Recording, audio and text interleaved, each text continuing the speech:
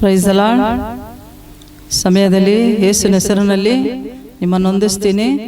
ಈ ದಿನದಲ್ಲಿ ನಾವು ಆರಾಧನೆಗಾಗಿ ಕಣ್ಣುಗಳು ಮುಚ್ಚಿ ಈ ಸಮಯದಲ್ಲಿ ಪ್ರಾರ್ಥಿಸೋಣ. ಪ್ರಿಯರೇ, ಸ್ತೋತ್ರ ಯೇಸಪ್ಪ, ನಿಮಗೆ ಸ್ತೋತ್ರ ಮಾಡ್ತೀವಿ ಸ್ವಾಮಿ, ಮಹಿಮೆ ಸಲ್ಲಿಸ್ತೀವಿ.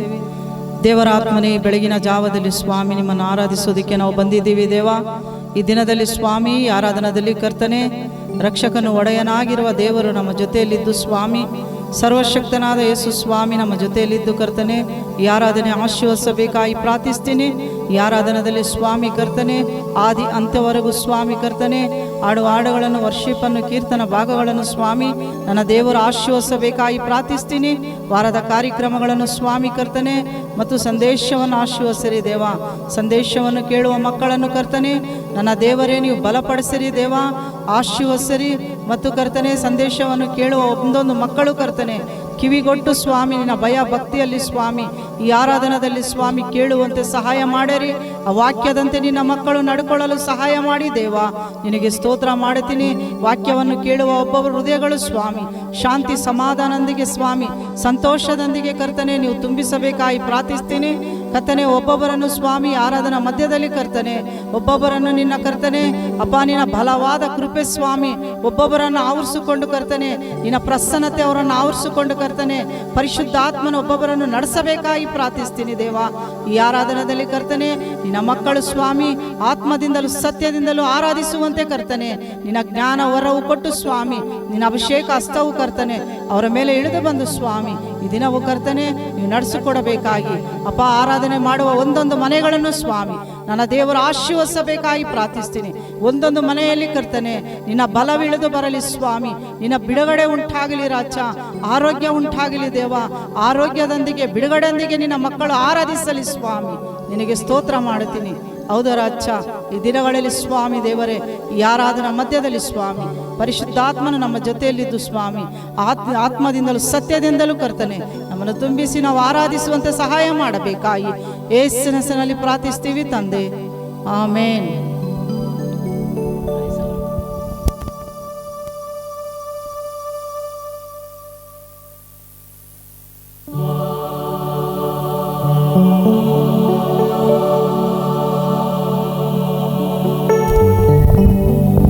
ஹல்லேலூயா, ஹல்லேலூயா, ஹல்லேலூயா, ஹல்லேலூயா. இயேசு கிறிஸ்துவின் நாமத்திலே உங்கள் எல்லாரையும் நாங்கள் வாழ்த்தி வரவேற்றுக் கொண்டிருக்கிறோம். எங்களோடு சேர்ந்து ஆராதிக்க ஆயத்தமாக இருக்கிறவங்க நாம் சொல்லணும், அனுதினம் நம்மை காத்து கொண்டு வருகிற இயேசுவின் ரத்தத்திலே நமக்கு ஜெயம் என்று. ஹல்லேலூயா, இயேசுவின் ரத்தத்திலே நமக்கு ஜெயம் உண்டு. அந்த ஜெயத்தை தருகிற ரத்தத்தை நாம் போற்றி புகழ்ந்து இந்த நாளில் ஆராதிக்கலாம்.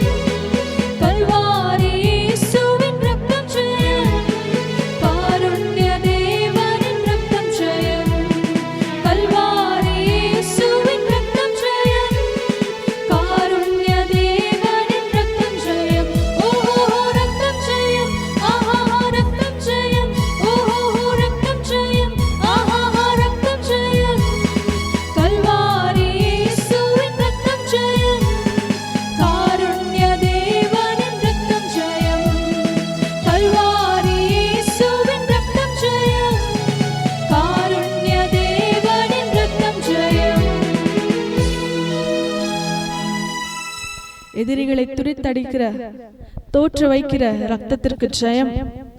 இயேசுவின் ரத்தம் நம்ம மேல இருந்தால் ஒரு பாடல்ல சொல்லுகிறார், சாத்தான் நம்மை நெருங்காது என்று. இயேசுவின் ரத்தத்திலே பலனும் ஜீவனும் உண்டு. அந்த ரத்தம் தான் நம்மை ஒவ்வொரு நாளும் பாதுகாத்து கொண்டு வந்திருக்கிறது. நம் ஒரு விசையாக தேவனுக்கு ரத்தம் என்னை பாதுகாத்து கொண்டு வந்து கொண்டிருக்கிறது. அதற்காக நன்றி நன்றி நன்றி அப்பா. நானும் என் குடும்பமும் என் வீட்டார் யாவரும் சுகத்தோடு பலத்தோடு இருப்பதே உம்முடைய ரத்தத்தினாலே. அந்த ரத்தம் எங்களை பாதுகாத்து கொண்டு வந்து கொண்டிருக்கிறதுனாலே நாங்கள் சுகமாயிருக்கிறோம் அப்பா. ஆனந்தம், உம் சமூகத்திலே ஆனந்தம். உம் ரத்தம் எங்களோடு இருப்பது எங்களுக்கு ஆனந்தம். மகிமை உமக்கே, மகிமை ಮಹಿಮೆ ಮಹಿಮೆ ಅಪ್ಪ. ಮಹಿಮೆ ಮಹಿಮೆ ತಂದೆಯೇ, ಸದಾ ನಿಮಗೆ ಮಹಿಮೆ ಸಲ್ಲಿಸ್ತೇವೆ. ಆ ರಕ್ತಕ್ಕೆ ಮಹಿಮೆ ಸಲ್ಲಿಸ್ತೇವೆ.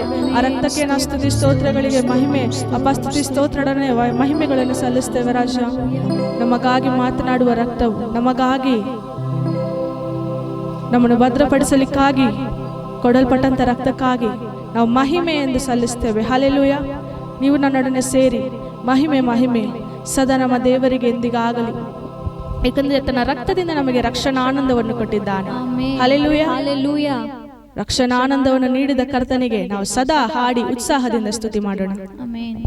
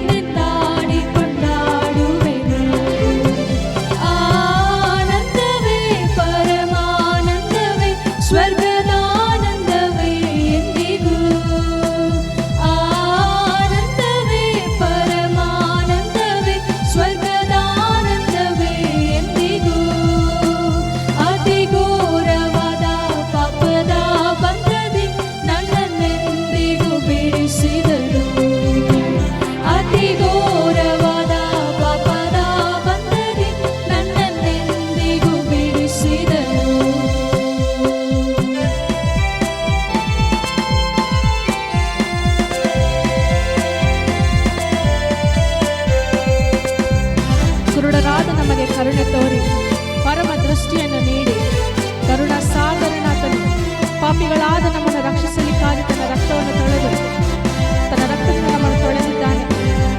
Hallelujah, hallelujah.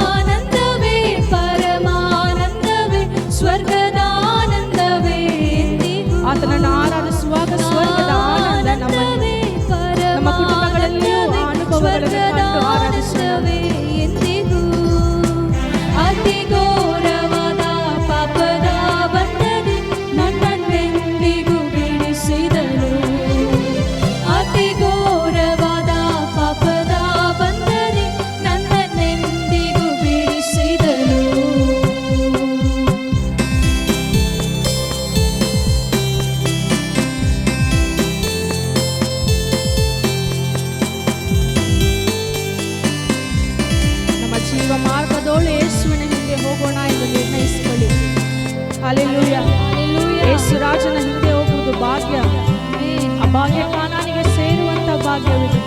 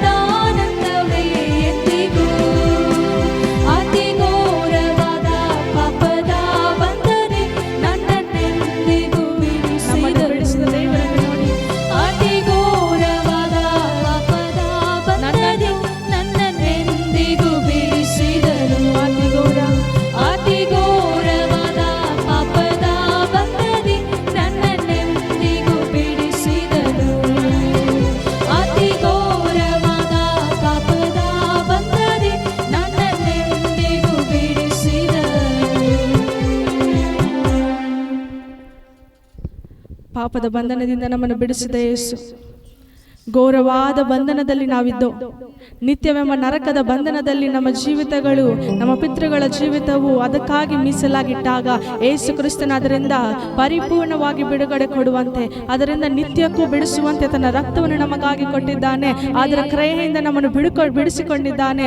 ಆತನಿಗೆ ಸ್ವಂತವಾಗಿದ್ದೇವೆ. ಆತನಿಗೆ ಸ್ವಂತ ಮಕ್ಕಳಾದ ನಾವೆಲ್ಲರೂ ಸೇರಿ ಆತನನ್ನು ಎದುರು ನೋಡುತ್ತಾ ಆರಾಧಿಸೋಣ. ನಮ್ಮ ಆರಾಧನೆ ಮಧ್ಯದಲ್ಲಿ, ನಮ್ಮ ಸ್ತುತಿಗಳ ಮಧ್ಯದಲ್ಲಿ ಆತನು ವಾಸ ಮಾಡಿ ಆತನ ಸ್ತುತಿಗಳನ್ನು ಅಂಗೀಕರಿಸಿಕೊಳ್ಳುವಂತೆ ಪ್ರತಿಯೊಬ್ಬರು ಕಣ್ಗಳು ತೆರೆದವರಾಗಿ, ಆತ್ಮೀಕವಾದ ಕಣ್ಗಳು ತೆರೆದು ನಮ್ಮ ಕೈಗಳನ್ನು ಪರಿಶುದ್ಧಾತ್ಮನ ಕಡೆಗೆ ಬಿಚ್ಚಿದವರಾಗಿ, ಬನ್ನಿ ದೇವನೊಳಗೆ ಬನ್ನಿ ಎಂದು ಪ್ರಾರ್ಥಿಸೋಣ. ಪ್ರಾರ್ಥಿಸಿ ಆರಾಧಿಸೋಣ ದೇವರನ್ನು. Hallelujah hallelujah hallelujah hallelujah hallelujah hallelujah hallelujah hallelujah hallelujah. ವಂದನೆ ವಂದನೆ ವಂದನೆ हालेलुया। परमेश्वर, हमारे हृदयों को भरने वाले परमेश्वर पिता, आज आपको हम स्वागत करते हैं। भजन संहिता में हम पढ़ते हैं, यहोवा की आंखें धर्मियों पर लगी रहती है और उसके कान भी उनकी दुआई के ओर लगी रहता है। आमीन। अगर हम सच्चे हृदय से प्रभु को देखकर हमारी दुआई को करेंगे तो वो हमारी दुआई को सुनने वाले हैं, हमारी प्रार्थनाओं को सुनने वाले प्रभु हैं। वो हमेशा हमें देखने वाले हैं। हमारे ख्याल है प्रभु को, हर एक की ख्याल है प्रभु को। धन्यवाद पिता, आपके प्रेम के लिए धन्यवाद। धन्यवाद पिता। आज हम और एक बार पिता को देखकर कहेंगे, मैं तेरे बिना जी नहीं पाऊंगा पिता। आज आइए, मेरे हृदय को अपने आत्मा से भर दीजिए। मेरे परिवारों में आपकी शांति बनी रहे प्रभु।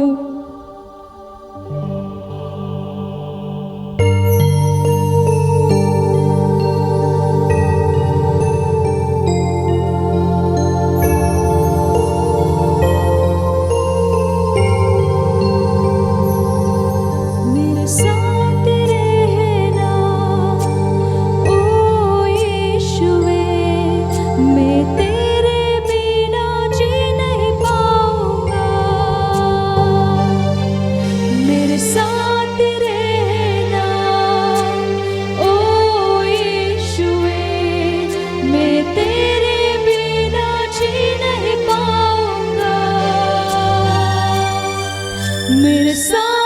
रहना ओ यीशुए, मैं तेरे बिना जी नहीं पाऊंगा।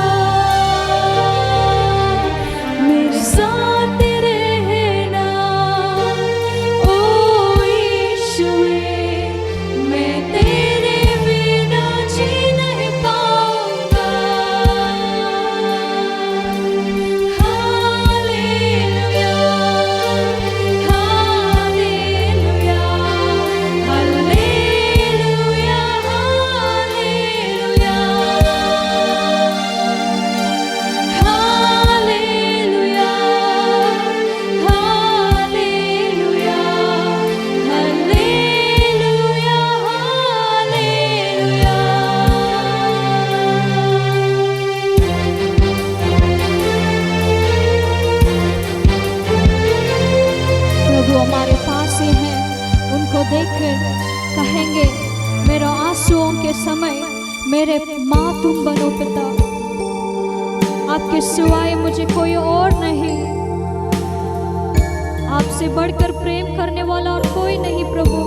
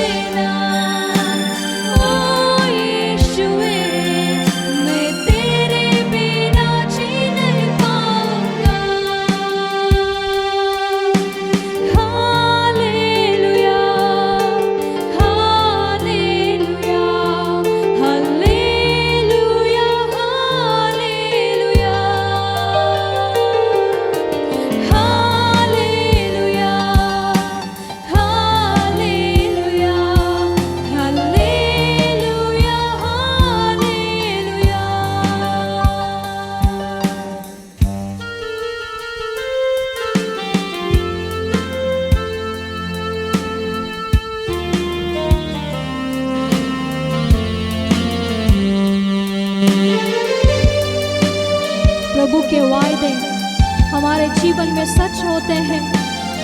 आपने कहे हैं पिता, मैं तुझे कभी नहीं छोड़ूंगा, कभी नहीं बोलूंगा। चाहे कोई भी मुझे छोड़कर जाए, लेकिन आप मुझे नहीं छोड़ना प्रभु। मैं आपके साथ ही रहना चाहता हूँ, आपके साथ ही चलना चाहता हूँ पिता।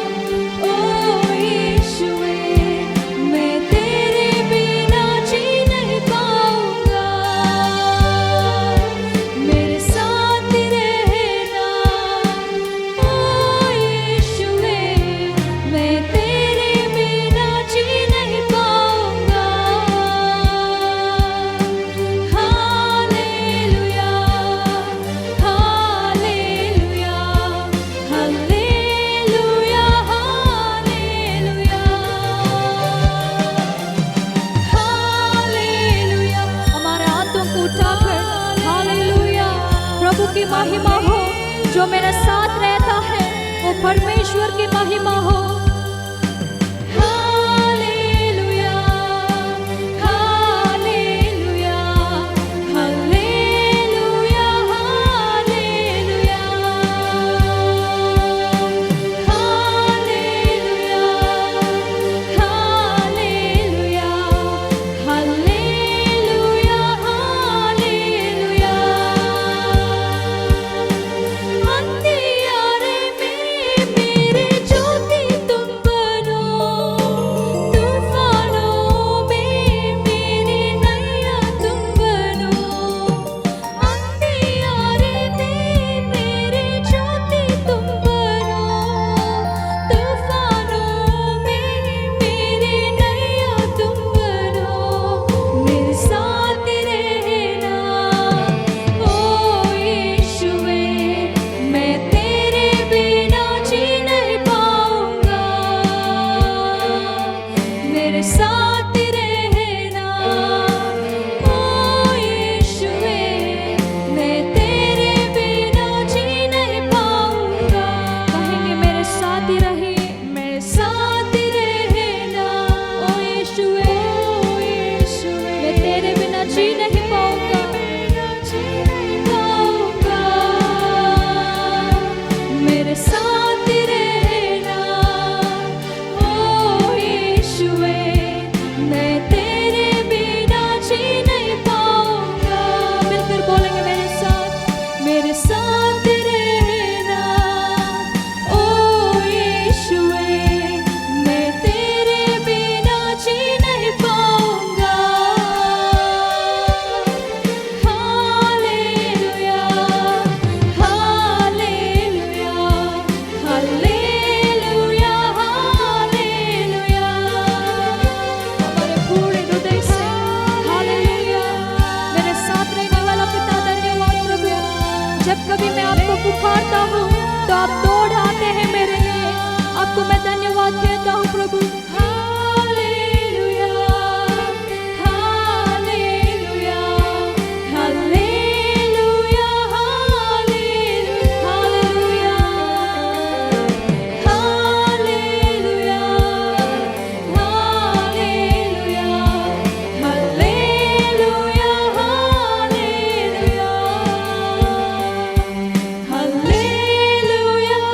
हालेलुया, हालेलुया, हालेलुया,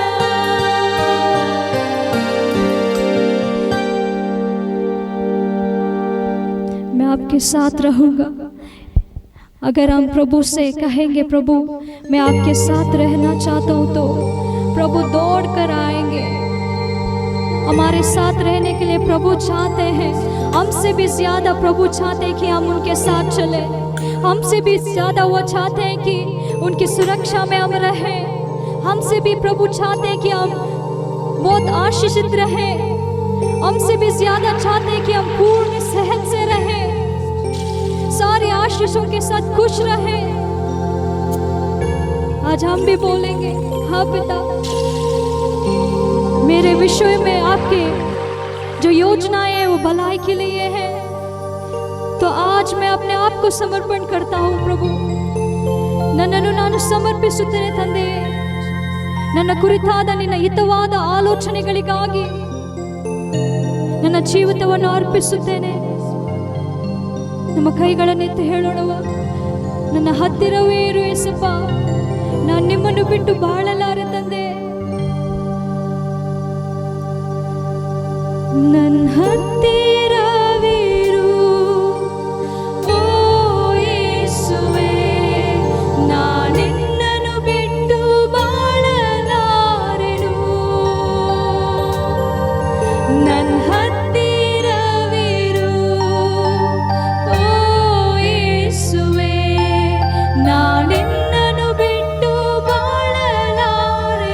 ಪೂರ್ಣ ಹೃದಯದೊಂದಿಗೆ ಹೇಳೋಣ, ನನ್ನ ಹತ್ತಿರವಿರು ಓ ಯೇಸುವೇ, ನಾನಿನ್ನನ್ನು ಬಿಟ್ಟು ಬಾಳಲಾರೆನು।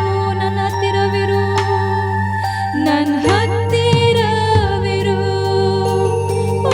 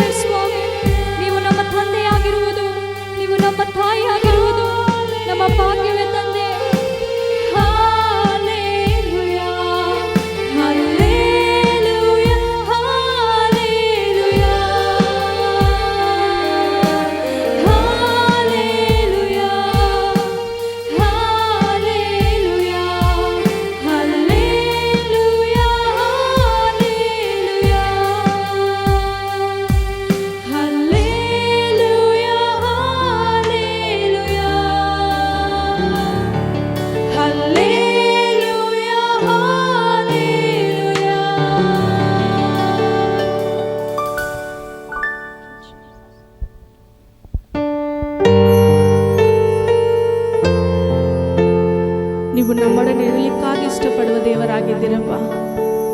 ಮಾನವರೊಳಗೆ ಮಾನವನಾಗಿ ಬಂದ ದೇವನೇ ನೀನು. ಹೌದು ಯೇಸಪ್ಪ, ಬೆಳಗಿನ ಜಾವದಲ್ಲಿ ನಾವು ನಿಮ್ಮೊಡನಿರಲಿಕ್ಕೆ ಇಷ್ಟಪಡ್ತೇವೆ. ನಾವು ನಿಮ್ಮ ಮಕ್ಕಳಾಗಿರಲಿಕ್ಕೂ ನೀವು ಕೊಟ್ಟ ಸ್ವಾತಂತ್ರ್ಯದಲ್ಲಿ ನಾವು ಬದುಕಲಿಕ್ಕಾಗಿ ನಮ್ಮನ್ನು ಬಿಟ್ಟುಕೊಟ್ಟು ನಿಮ್ಮ ಕೈಗಳಲ್ಲಿ ನಮ್ಮನ್ನು ಅರ್ಪಿಸುತ್ತೇವೆ ದೇವ. ಈ ಸಭೆಯನ್ನಾಗಲಿ ವಿಶ್ವಾಸಿಗಳನ್ನಾಗಲಿ ನಮ್ಮನ್ನು ವೀಕ್ಷಿಸುತ್ತಿರುವ ಪ್ರತಿಯೊಬ್ಬರನ್ನು ದೇವ, ಹೌದು ರಾಜ, ನಿಮಗೆ ನಮಗೆ ಅಪ್ಪ ಹೊತ್ತಂದೆ ಸಪ್ಪ, ನಿಮಗೆ ನಮ್ಮನ್ನು ತಂದೆ ಪರಿಪೂರ್ಣವಾಗಿ ಅಪ್ಪ ನಮ್ಮನ್ನು ಸಮರ್ಪಿಸುತ್ತೇವೆ ದೇವ. ನಮ್ಮನ್ನು ಅಂಗೀಕರಿಸಿಕೊಳ್ಳಿರಿ ರಾಜ, ನಮ್ಮ ಜೀವನಗಳನ್ನು ಅಂಗೀಕರಿಸಿಕೊಳ್ಳಿರಿ ರಾಜ. ನಾವು ಇದ್ದ ಹಾಗೆಯೇ ಬಂದಿದ್ದೇವೆ ಅಪ್ಪ, ನಾವು ಇದ್ದ ಪರಿಸ್ಥಿತಿಗಳ ಮಧ್ಯದಲ್ಲಿಯೇ ನಿಮ್ಮ ಮುಂದಾಗಿ ಬಂದಿದ್ದೇವೆ ದೇವ. ಒಂದು ವೇಳೆ ಅಪ್ಪ ನಮ್ಮಲ್ಲಿ ಪಾಪ ಶಾಪಗಳಿರುವುದಾದರೆ ಅಪ್ಪ ನಮ್ಮನ್ನು ಸ್ವೀಕರಿಸಿಕೊಂಡು ಅಪ್ಪ ನಮ್ಮನ್ನು ತಂದೆ ಪೂರ್ಣವಾಗಿ ತೊಳೆದು ಶುದ್ಧೀಕರಿಸಬೇಕಾಗಿ ಪ್ರಾರ್ಥಿಸ್ತೇವೆ. ಒಂದು ವೇಳೆ ನಾವು ತಂದೆ ನಿರೀಕ್ಷೆ ಇಲ್ಲದೆ ಬಂದಿರುವುದಾದರೆ ನೀವಿರುವ ನಿರೀಕ್ಷೆಯನ್ನು ನಮ್ಮಲ್ಲಿ ಧೈರ್ಯವನ್ನು ಉಂಟು ಮಾಡಬೇಕಾಗಿ ಪ್ರಾರ್ಥಿಸ್ತೇನೆ ಅಪ್ಪ. ಸೋತು ಹೋದ ಹೃದಯಗಳಿಗೆ ತಂದೆಯೇ ನಿಮ್ಮ ಧೈರ್ಯವು ತಂದೆ, ನಿಮ್ಮ ಜಯದ ಆದರಣೆ ಉಂಟಾಗಲಿ ಎಂದು ಪ್ರಾರ್ಥಿಸ್ತೇನೆ.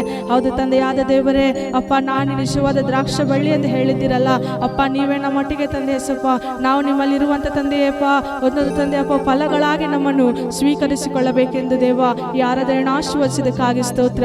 ನೋಡಿದ ಪ್ರತಿಯೊಬ್ಬರ ಜೀವನಗಳನ್ನು ಸುಕ್ಷೇಮದಿಂದಲೂ ಸಮಾಧಾನದಿಂದಲೂ ಯೇಸು ನಾಮದಲ್ಲಿ ತಂದೆ ತುಂಬಿಸಿಕೊಡಬೇಕಾಗಿ ಇದುವರೆಗೂ ನಡೆಸಿದ ಪವಿತ್ರಾತ್ಮನಿಗೆ ಮಹಿಮೆ ಸಲ್ಲಿಸಿಕೊಟ್ಟು ಕ್ರಿಸ್ತ ಯೇಸುವಿನ ನಾಮದಲ್ಲಿಯೇ ಪ್ರಾರ್ಥಿಸ್ತೇನೆ ನನ್ನ ಜೀವವುಳ್ಳ ತಂದೆಯೇ, ಆಮೇನ್.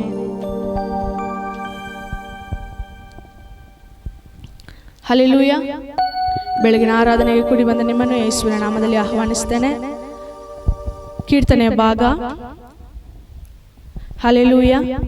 ಕೀರ್ತನೆಗಳು 137ನೇ ಅಧ್ಯಾಯ, ಸಂಗೀತಂ 137 ಅಧಿಕಾರಂ, ಸ್ಯಾಮ್ಸ್ ಚಾಪ್ಟರ್ 137. ಬ್ರದರ್ ಗಂಗಾಧರ್ ಓದುವಾಗ ನಮ್ಮ ಮಾರಿ ನಮ್ಮ ಭಾಷೆಗಳಲ್ಲಿ ಗಟ್ಟಿಯಾಗಿ ಓದೋಣ.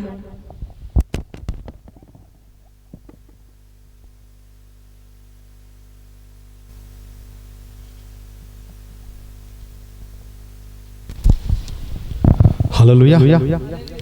ಕೀರ್ತನೆಗಳು 137 ಅಧ್ಯಾಯ. ನಾವು ಬಾಬೆಲ್ ದೇಶ ನದಿಗಳ ಬಳಿಯಲ್ಲಿ ಕೂತುಕೊಂಡು ಚಿಯೋನನ್ನು ನೆನೆಸಿ ಅತ್ತೆವು. ಆ ದೇಶದ ನಿರ್ವಂಜಿ ಮರಗಳಿಗೆ ನಮ್ಮ ಕಿನ್ನೆಗಳು ತೂಗ ಹಾಕಿದೆವು. ನಮ್ಮನ್ನು ಸೆರೆ ಹಿಡಿದು ಪೀಡಿಸುತ್ತಿದ್ದವರು ನಮಗೆ, ನೀವು ಚಿಯೋನಿನ ಗೀತೆಗಳಲ್ಲಿ ಒಂದನ್ನು ನಮ್ಮ ವಿನೋದಕ್ಕಾಗಿ ಆಡಿರಿ ಎಂದು ಹೇಳುತ್ತಿದ್ದರು. ನಾವು ಪರದೇಶದಲ್ಲಿ ಯೆಹೋವ ಗೀತೆಗಳನ್ನು ಆಡುವುದು ಹೇಗೆ? ಯೆರೂಸಲೇಮೇ, ನಾನು ನಿನ್ನನ್ನು ಮರೆತು ಬಿಟ್ಟರೆ ನನ್ನ ಬಲಗೈ ಮರೆತು ಹೋಗಲಿ. ಯೆರೂಸಲೇಮೇ, ನಾನು ನಿನ್ನ ನೆನೆಸಿದ್ದರೆ, ಎಲ್ಲದಕ್ಕಿಂತ ಹೆಚ್ಚಾಗಿ ನಾನು ನಿನ್ನಲ್ಲಿ ಆನಂದಿಸಿದ್ದರೆ ನನ್ನ ನಾಲಿಗೆಯು ಸೇದು ಹೋಗಲಿ. ಯೆಹೋವನೇ, ಎದೋಮ್ಯರ ಹಾನಿಗಾಗಿ ಯೆರೂಸಲೇಮಿನ ನಾಶನ ದಿನವನ್ನು ನೆನಪು ಮಾಡಿಕೋ. ಅವರು ಅದನ್ನು ಹಾಳು ಮಾಡಿರಿ, ಅಸ್ಥಿವಾರ ಸಹಿತ ಹಾಳು ಮಾಡಿರಿ ಎಂದು ಹೇಳಿದರಲ್ಲ.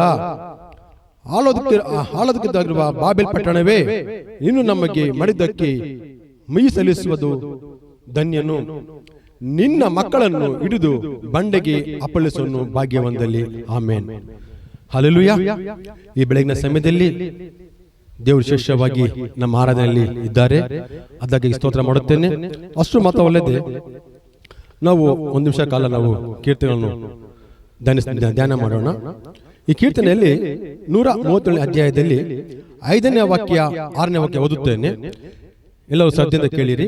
ಯೆರೂಸಲೇಮೇ, ನಾ ನಿನ್ನನ್ನು ಮರೆತು ಬಿಟ್ಟರೆ ನನ್ನ ಬಲಗೈ ಮರೆತು ಹೋಗಲಿ. ಯೆರೂಸಲೇಮೇ, ನಾನು ನಿನ್ನನ್ನು ನೆನೆಸಿದ್ದರೆ, ಎಲ್ಲದಕ್ಕಿಂತ ಹೆಚ್ಚಾಗಿ ನಾನು ನಿನ್ನಲ್ಲಿ ಆನಂದಿಸಿದ್ದರೆ ನನ್ನ ನಾಲಿಗೆಯು ಸೇದು ಹೋಗಲಿ. ಹಲ್ಲೆಲೂಯಾ. ಇಲ್ಲಿ ಕೀರ್ತನೆಯಲ್ಲಿ ಸ್ಪಷ್ಟವಾಗಿ ವಾಕ್ಯಗಳಿರುತ್ತದೆ. ಯೆರೂಸಲೇಮೇ, ನಾನು ನಿನ್ನ ಮರೆತು ಬಿಟ್ಟರೆ ನನ್ನ ಬಲಗೈ ಮರೆತು ಹೋಗಲಿ. ಇಲ್ಲಿ ಪ್ರಿಯ ದೇವಜನ, ಯೆರೂಸಲೇಮ್ ಅಂದ್ರೆ ದೇವರ ಸನ್ನಿಧಾನ. ದೇವರ ಸನ್ನಿಧಾನ, ದೇವರ ಸನ್ನಿಧಾನ ಅಂದ್ರೆ ದೇವರ ಸಭೆ. ಈ ಸಭೆಯನ್ನು ಯಾರು ಮರೆತು ಹೋಗಬಾರದು ಪ್ರಿಯ ದೇವಜನರೇ. ಅದೇ ರೀತಿಯಾಗಿ 6ನೇ ವಾಕ್ಯ ಹೇಳುತ್ತಿದೆ, ಯೆರೂಸಲೇಮೇ, ನಾ ನಿನ್ನನ್ನು ನೆನೆಸಿದ್ದರೆ, ಅಷ್ಟು ಮೊದಲೇ ನಿನ್ನ ಆನಂದಿಸಿದ್ದರೆ ನನ್ನ ನಾಲಿಗೆಯು ಸೇದು ಹೋಗಲಿ. ಇಲ್ಲಿ 3 ವಾಕ್ಯಗಳು ಸ್ಪಷ್ಟವಾಗಿ, 3 ಮಾತು ಸ್ಪಷ್ಟವಾಗಿ ಈ ಕೀರ್ತನೆ ಹೇಳುತ್ತಾರೆ, ಮರೆತು ಬಿಟ್ಟರೆ, ನೆನೆಸದಿದ್ದರೆ, ಆನಿಸದಿದ್ದರೆ. ನಾನು ಕೇಳುವ ಪ್ರಿಯ ದೇವರೇ, ನಾವು ಯಾವಾಗಲೂ ದೇವರ ಸಭೆಯನ್ನು ಮರೆತು ಬಿಡಬಾರದು. ನಾವು ದೇವರ ಸಭೆಯನ್ನು ಯಾವಾಗ ನೆನೆಸಬೇಕು, ನಾವು ದೇವರ ಸಭೆಯಲ್ಲಿ ಯಾವಾಗಲೂ ಆನಂದಿಸಿರಬೇಕು. ಏಕೆಂದರೆ ನಮಗೆ ಆಶೀರ್ವಾದಗಳು ನಮಗೆ ದೇವರ ಸಭೆಯಿಂದ ನಮಗೆ ಬರುತ್ತದೆ. ಹಲ್ಲೆಲೂಯಾ. ಅದರಂತೆ ಯಾವಾಗಲೂ ಅಷ್ಟೇ ನಾವು ಪ್ರಿಯ ದೇವರೇ, ನಾವು ಸಭೆಯನ್ನು ಯಾವುದೇ ಕಾರಣಕ್ಕಾಗಲಿ, ನಮ್ಮ ಕೊನೆ ಉಸಿರಿರುವಾಗಲಿ ನಾವು ಸಭೆಯನ್ನು ಮರೆಯಬಾರದು. ಸಭೆಗಾಗಿ ನಾವು ಹೆಚ್ಚೆಚ್ಚಾಗಿ ದುಡಿಯಬೇಕು. ಸಭೆಗಾಗಿ ನಾವು ಹೆಚ್ಚಾಗಿ ಪ್ರಾರ್ಥನೆ ಮಾಡಬೇಕು. ಸಭೆಗಾಗಿ ನಿಲ್ಲುವಂತೆ ನಾವು ದೇವರಲ್ಲಿ ಅನುದಿನವೂ ಪ್ರಾರ್ಥಿಸಬೇಕು. ಹಲ್ಲೆಲೂಯಾ. ದೇವರ ತಾನೇ ಈ ವಾಕ್ಯಗಳನ್ನು ಕೀರ್ತನೆ ಮೂಲಕ ಆಶೀರ್ವಾದಕ್ಕಾಗಿ ಸ್ತೋತ್ರ ಸಲ್ಲಿಸುತ್ತೇನೆ. ಆಮೆನ್.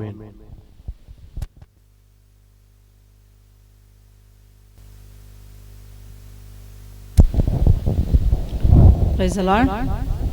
ಈ ಸಮಯದಲ್ಲಿ ಓದಿದ ಕೀರ್ತನೆ ಪ್ರಕಾರವಾಗಿ ದೇವರಂತಾನೆ ನಾವು ಮರೆಯದಂತೆ ಮತ್ತು ಆತನ ಕೈಗಳನ್ನು ಹಿಡಿದು ಈ ಸಭೆಯನ್ನು ಮರೆಯದಂತೆ ನಮಗಾಗಿ ದೇವರು ಆತನ ರಕ್ತವನ್ನು ಸುರಿಸಿ ನಮ್ಮನ್ನು ಸಂಪಾದನೆ ಮಾಡಿದ್ದಾರೆ.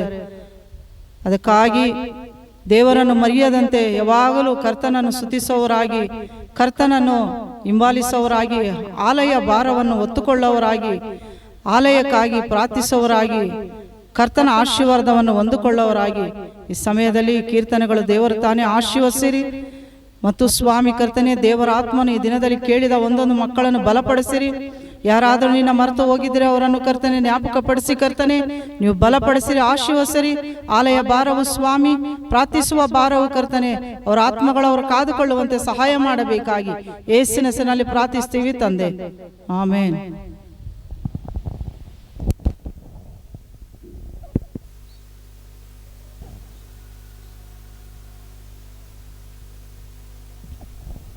ಹಲ್ಲೆಲೂಯಾ. ದೇವರಿಗೆ ಮಹಿಮೆ ಉಂಟಾಗಲಿ. ಈ ವಾರದ ಕಾರ್ಯಕ್ರಮಗಳನ್ನು ನಾವು ಗಮನಿಸೋಣ. ಭಾನುವಾರ ಮಧ್ಯಾಹ್ನ 3 ಗಂಟೆಗೆ ಲೋಗೋಸ್ ಕಿಡ್ಸ್ ಕ್ಲಾಸ್ ಇರ್ತದೆ. ಝೂಮ್ ಮೀಟಿಂಗಲ್ಲಿ ಎಲ್ಲ ಮಕ್ಕಳು ಭಾಗವಹಿಸುವಂತೆ ವಿನಂತಿಸ್ತೇನೆ. ಲಿಂಕ್ ಗ್ರೂಪಲ್ಲಿ ಕಳಿಸಲಾಗ್ತದೆ. ಹಲ್ಲೆಲೂಯಾ. ಬುಧವಾರದಂದು ಸಂಜೆ 7 ಗಂಟೆಗೆ ಸತ್ಯವೇದ ಪಾಠ ಇರುತ್ತದೆ. ಆತ್ಮಗಳನ್ನು ಆದಾಯ ಮಾಡುವುದು ಹೇಗೆ, ಯಾಕೆ ನಾವು ಈ ಕಡೆ ದಿನಗಳಲ್ಲಿ ಆತ್ಮ ಆದಾಯ ಬಗ್ಗೆ ಮುಖ್ಯ ದೇವರಾತ್ಮ ನಮಗೆ ಪ್ರಾಮುಖ್ಯತೆಯನ್ನು ತಿಳಿಸಿಕೊಡುವಾಗ ಅದನ್ನು ಕಲಿತುಕೊಳ್ಳಕ್ಕಾಗಿ ನಾವೆಲ್ಲರೂ ಸೇರಿ ಬರೋಣ. ಹಲ್ಲೆಲೂಯಾ. ಬೈಬಲ್ ಸ್ಟಡಿಯಲ್ಲಿ ಭಾಗವಹಿಸಿರಿ. ಭಾನುವಾರ ಇದೇ ರೀತಿಯಾಗಿ ಲೈವ್ ಅಲ್ಲಿ ನಿಮ್ಮೆಲ್ಲರನ್ನು ಸಂಧಿಸ್ತೇವೆ. ವಾರದೆಲ್ಲ ನಾವು ಪ್ರಾರ್ಥನೆಯಲ್ಲಿ ದೇವ ಸಭೆಗಳಾಗಲಿ, ವಿಶ್ವಾಸಿಗಳು ಎಲ್ಲರೂ ಸೇರಿ ಸಭೆಗಳಿಗಾಗಿ, ಸೇವಕರುಗಳಿಗಾಗಿ, ಕುಟುಂಬಗಳಿಗಾಗಿ ನೀವು ಪ್ರಾರ್ಥಿಸಿರಿ. ದೇವರು ನಿಮ್ಮನ್ನು ಆಶೀರ್ವದಿಸಲಿ. ಆಮೆನ್. ಹಲ್ಲೆಲೂಯಾ. ಈ ದಿನದ ಸಂದೇಶವನ್ನು ನಾವು ನೋಡೋಣ. ಸಂದೇಶವನ್ನು ಕೊಡಲಿಕ್ಕಾಗಿ ಪಾಸ್ಟರ್ ಅಬ್ರಹಾಂ ಶಂಕಲ್ ಅಂಕಲ್ ಅವರು ನಮ್ಮ ಮಧ್ಯದಲ್ಲಿದ್ದಾರೆ. ಸಂದೇಶದ ಮೂಲಕವಾಗಿ ನಾವು ದೇವರ ಆಶೀರ್ವಾದಗಳಿಗೆ ಪಾತ್ರರಾಗೋಣ. ಪ್ರಾರ್ಥಿಸೋಣ. ಪ್ರಾರ್ಥನಾ ಕರೆಂಗೆ. ಭೂಮಿ ಆಕಾಶಗಳು ಗತಿಸಿ ಹೋಗ್ತೈತೆ, ಆದ್ರೆ ನಾನು ಮಾತುಗಳು ಗತಿಸಿ ಹೋಗೋದಿಲ್ಲ ಅಂತ ಹೇಳಿದಪ್ಪ. आपने कहे हैं आकाश और पृथ्वी टल सकती है लेकिन मेरे बात नहीं टलेगी. ಅಂತ ಮಾತನ್ನು ಮಾತನಾಡು ಸ್ವಾಮಿ. उसी बात को हमारे बीच में बात कीजिए प्रभु. ನಿಮ್ಮ ಮಾತನ್ನು ಗ್ರಹಿಸಿಕೊಳ್ಳೋದಕ್ಕೆ ದೇವರ ಮಕ್ಕಳಿಗೆ, ಕರ್ತನ ಕೇಳ್ತಾ ಇರೋರಿಗೆ ಸಹಾಯ ಮಾಡು. इस बात को ग्रहण करने के लिए प्रभु के बच्चों को आप मदद कीजिए. ಒಂದು ಮಾತನಾಡುವಂತ ನಮ್ಮನ್ನ ಬಲಪಡಿಸು. बात करने वाले हमको आप बल दीजिए. ನಿನ್ನ ಶಕ್ತಿಯಿಂದ ತುಂಬಿಸು.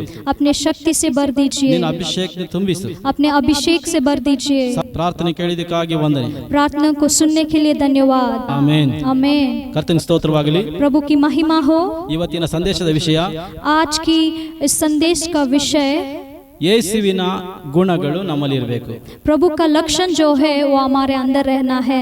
ಯೇಸುವಿನ ಗುಣಗಳಿಲ್ಲದೆ ಈ ಲೋಕದಲ್ಲಿ ಒಬ್ಬ ಕ್ರೈಸ್ತನು ಸರಿಯಾದ ರೀತಿಯಾಗಿ ಆತ್ಮಿಕವಾಗಿ ಬೆಳೆಯಕ್ಕಾಗಲ್ಲ. प्रभु के लक्षण के बिना एक व्यक्ति ठीक तरीके की जीवन जी नहीं सकता. ವಿಶ್ವಾಸಿಗಳು ಸಭೆಗೆ ಬಂದು ಹೋಗೋದು, ಪ್ರಾರ್ಥನೆ ಮಾಡೋದು ಇಷ್ಟಲ್ಲೇ ಇದ್ರೆ ಏನು ರುಚಿ ಇರೋದಿಲ್ಲ. अगर मसीह लोग सिर्फ आते जाते रहेंगे तो उसमें उतना खास बात नहीं. ಆದ್ರೆ ಒಂದು ಸಭೆಯಲ್ಲಿ ಬಂದು ಕಾರ್ಯ ಚಟುವಟಿಕೆ ಮಾಡಬೇಕು. लेकिन इस कलीसिया में जब आते हैं तो कुछ करना है. ದೇವ ಜನರಲ್ಲಿ ಬೆರಿಬೇಕು. प्रभु के बच्चों के साथ मिलना जुलना है. ಮೊದಲೇದಾಗಿ ಪ್ರಾರ್ಥಿಸಬೇಕು. पहला प्रार्थना करना है. ಆನಂತರವಾಗಿ ನಿರಂತರವಾಗಿ ಐಕ್ಯತೆಯಲ್ಲಿ ಇರಬೇಕು. उसके बाद एकता में रहना है. ಆಗಿರೋದ್ರಿಂದನೇ ಆ ರೀತಿ ನಡ್ಕೊಳ್ಳುವುದರಿಂದ ಯೇಸುವಿನ ಗುಣಲಕ್ಷಣಗಳು ಕಾಣ್ತವೆ. अगर इस तरह से हम करेंगे तो हमारे अंदर प्रभु के लक्षण को हम बता पाएंगे. ಯೇಸುವಿನ ಗುಣಲಕ್ಷಣಗಳು ಸಾಧಾರಣವಾಗಿ ಅದು ಬರುವಂತದಲ್ಲ. इस प्रभु का लक्षण जो है वो ऐसे ही नहीं आएगा. ಅದಕ್ಕಾಗಿ ಸ್ವಲ್ಪ ನಾವು ತ್ಯಾಗ ಏನಾದ್ರೂ ಒಂದು ಬೆಲೆ ಕಟ್ಟಬೇಕು. तो उसे पाना है तो कुछ मोल देना है.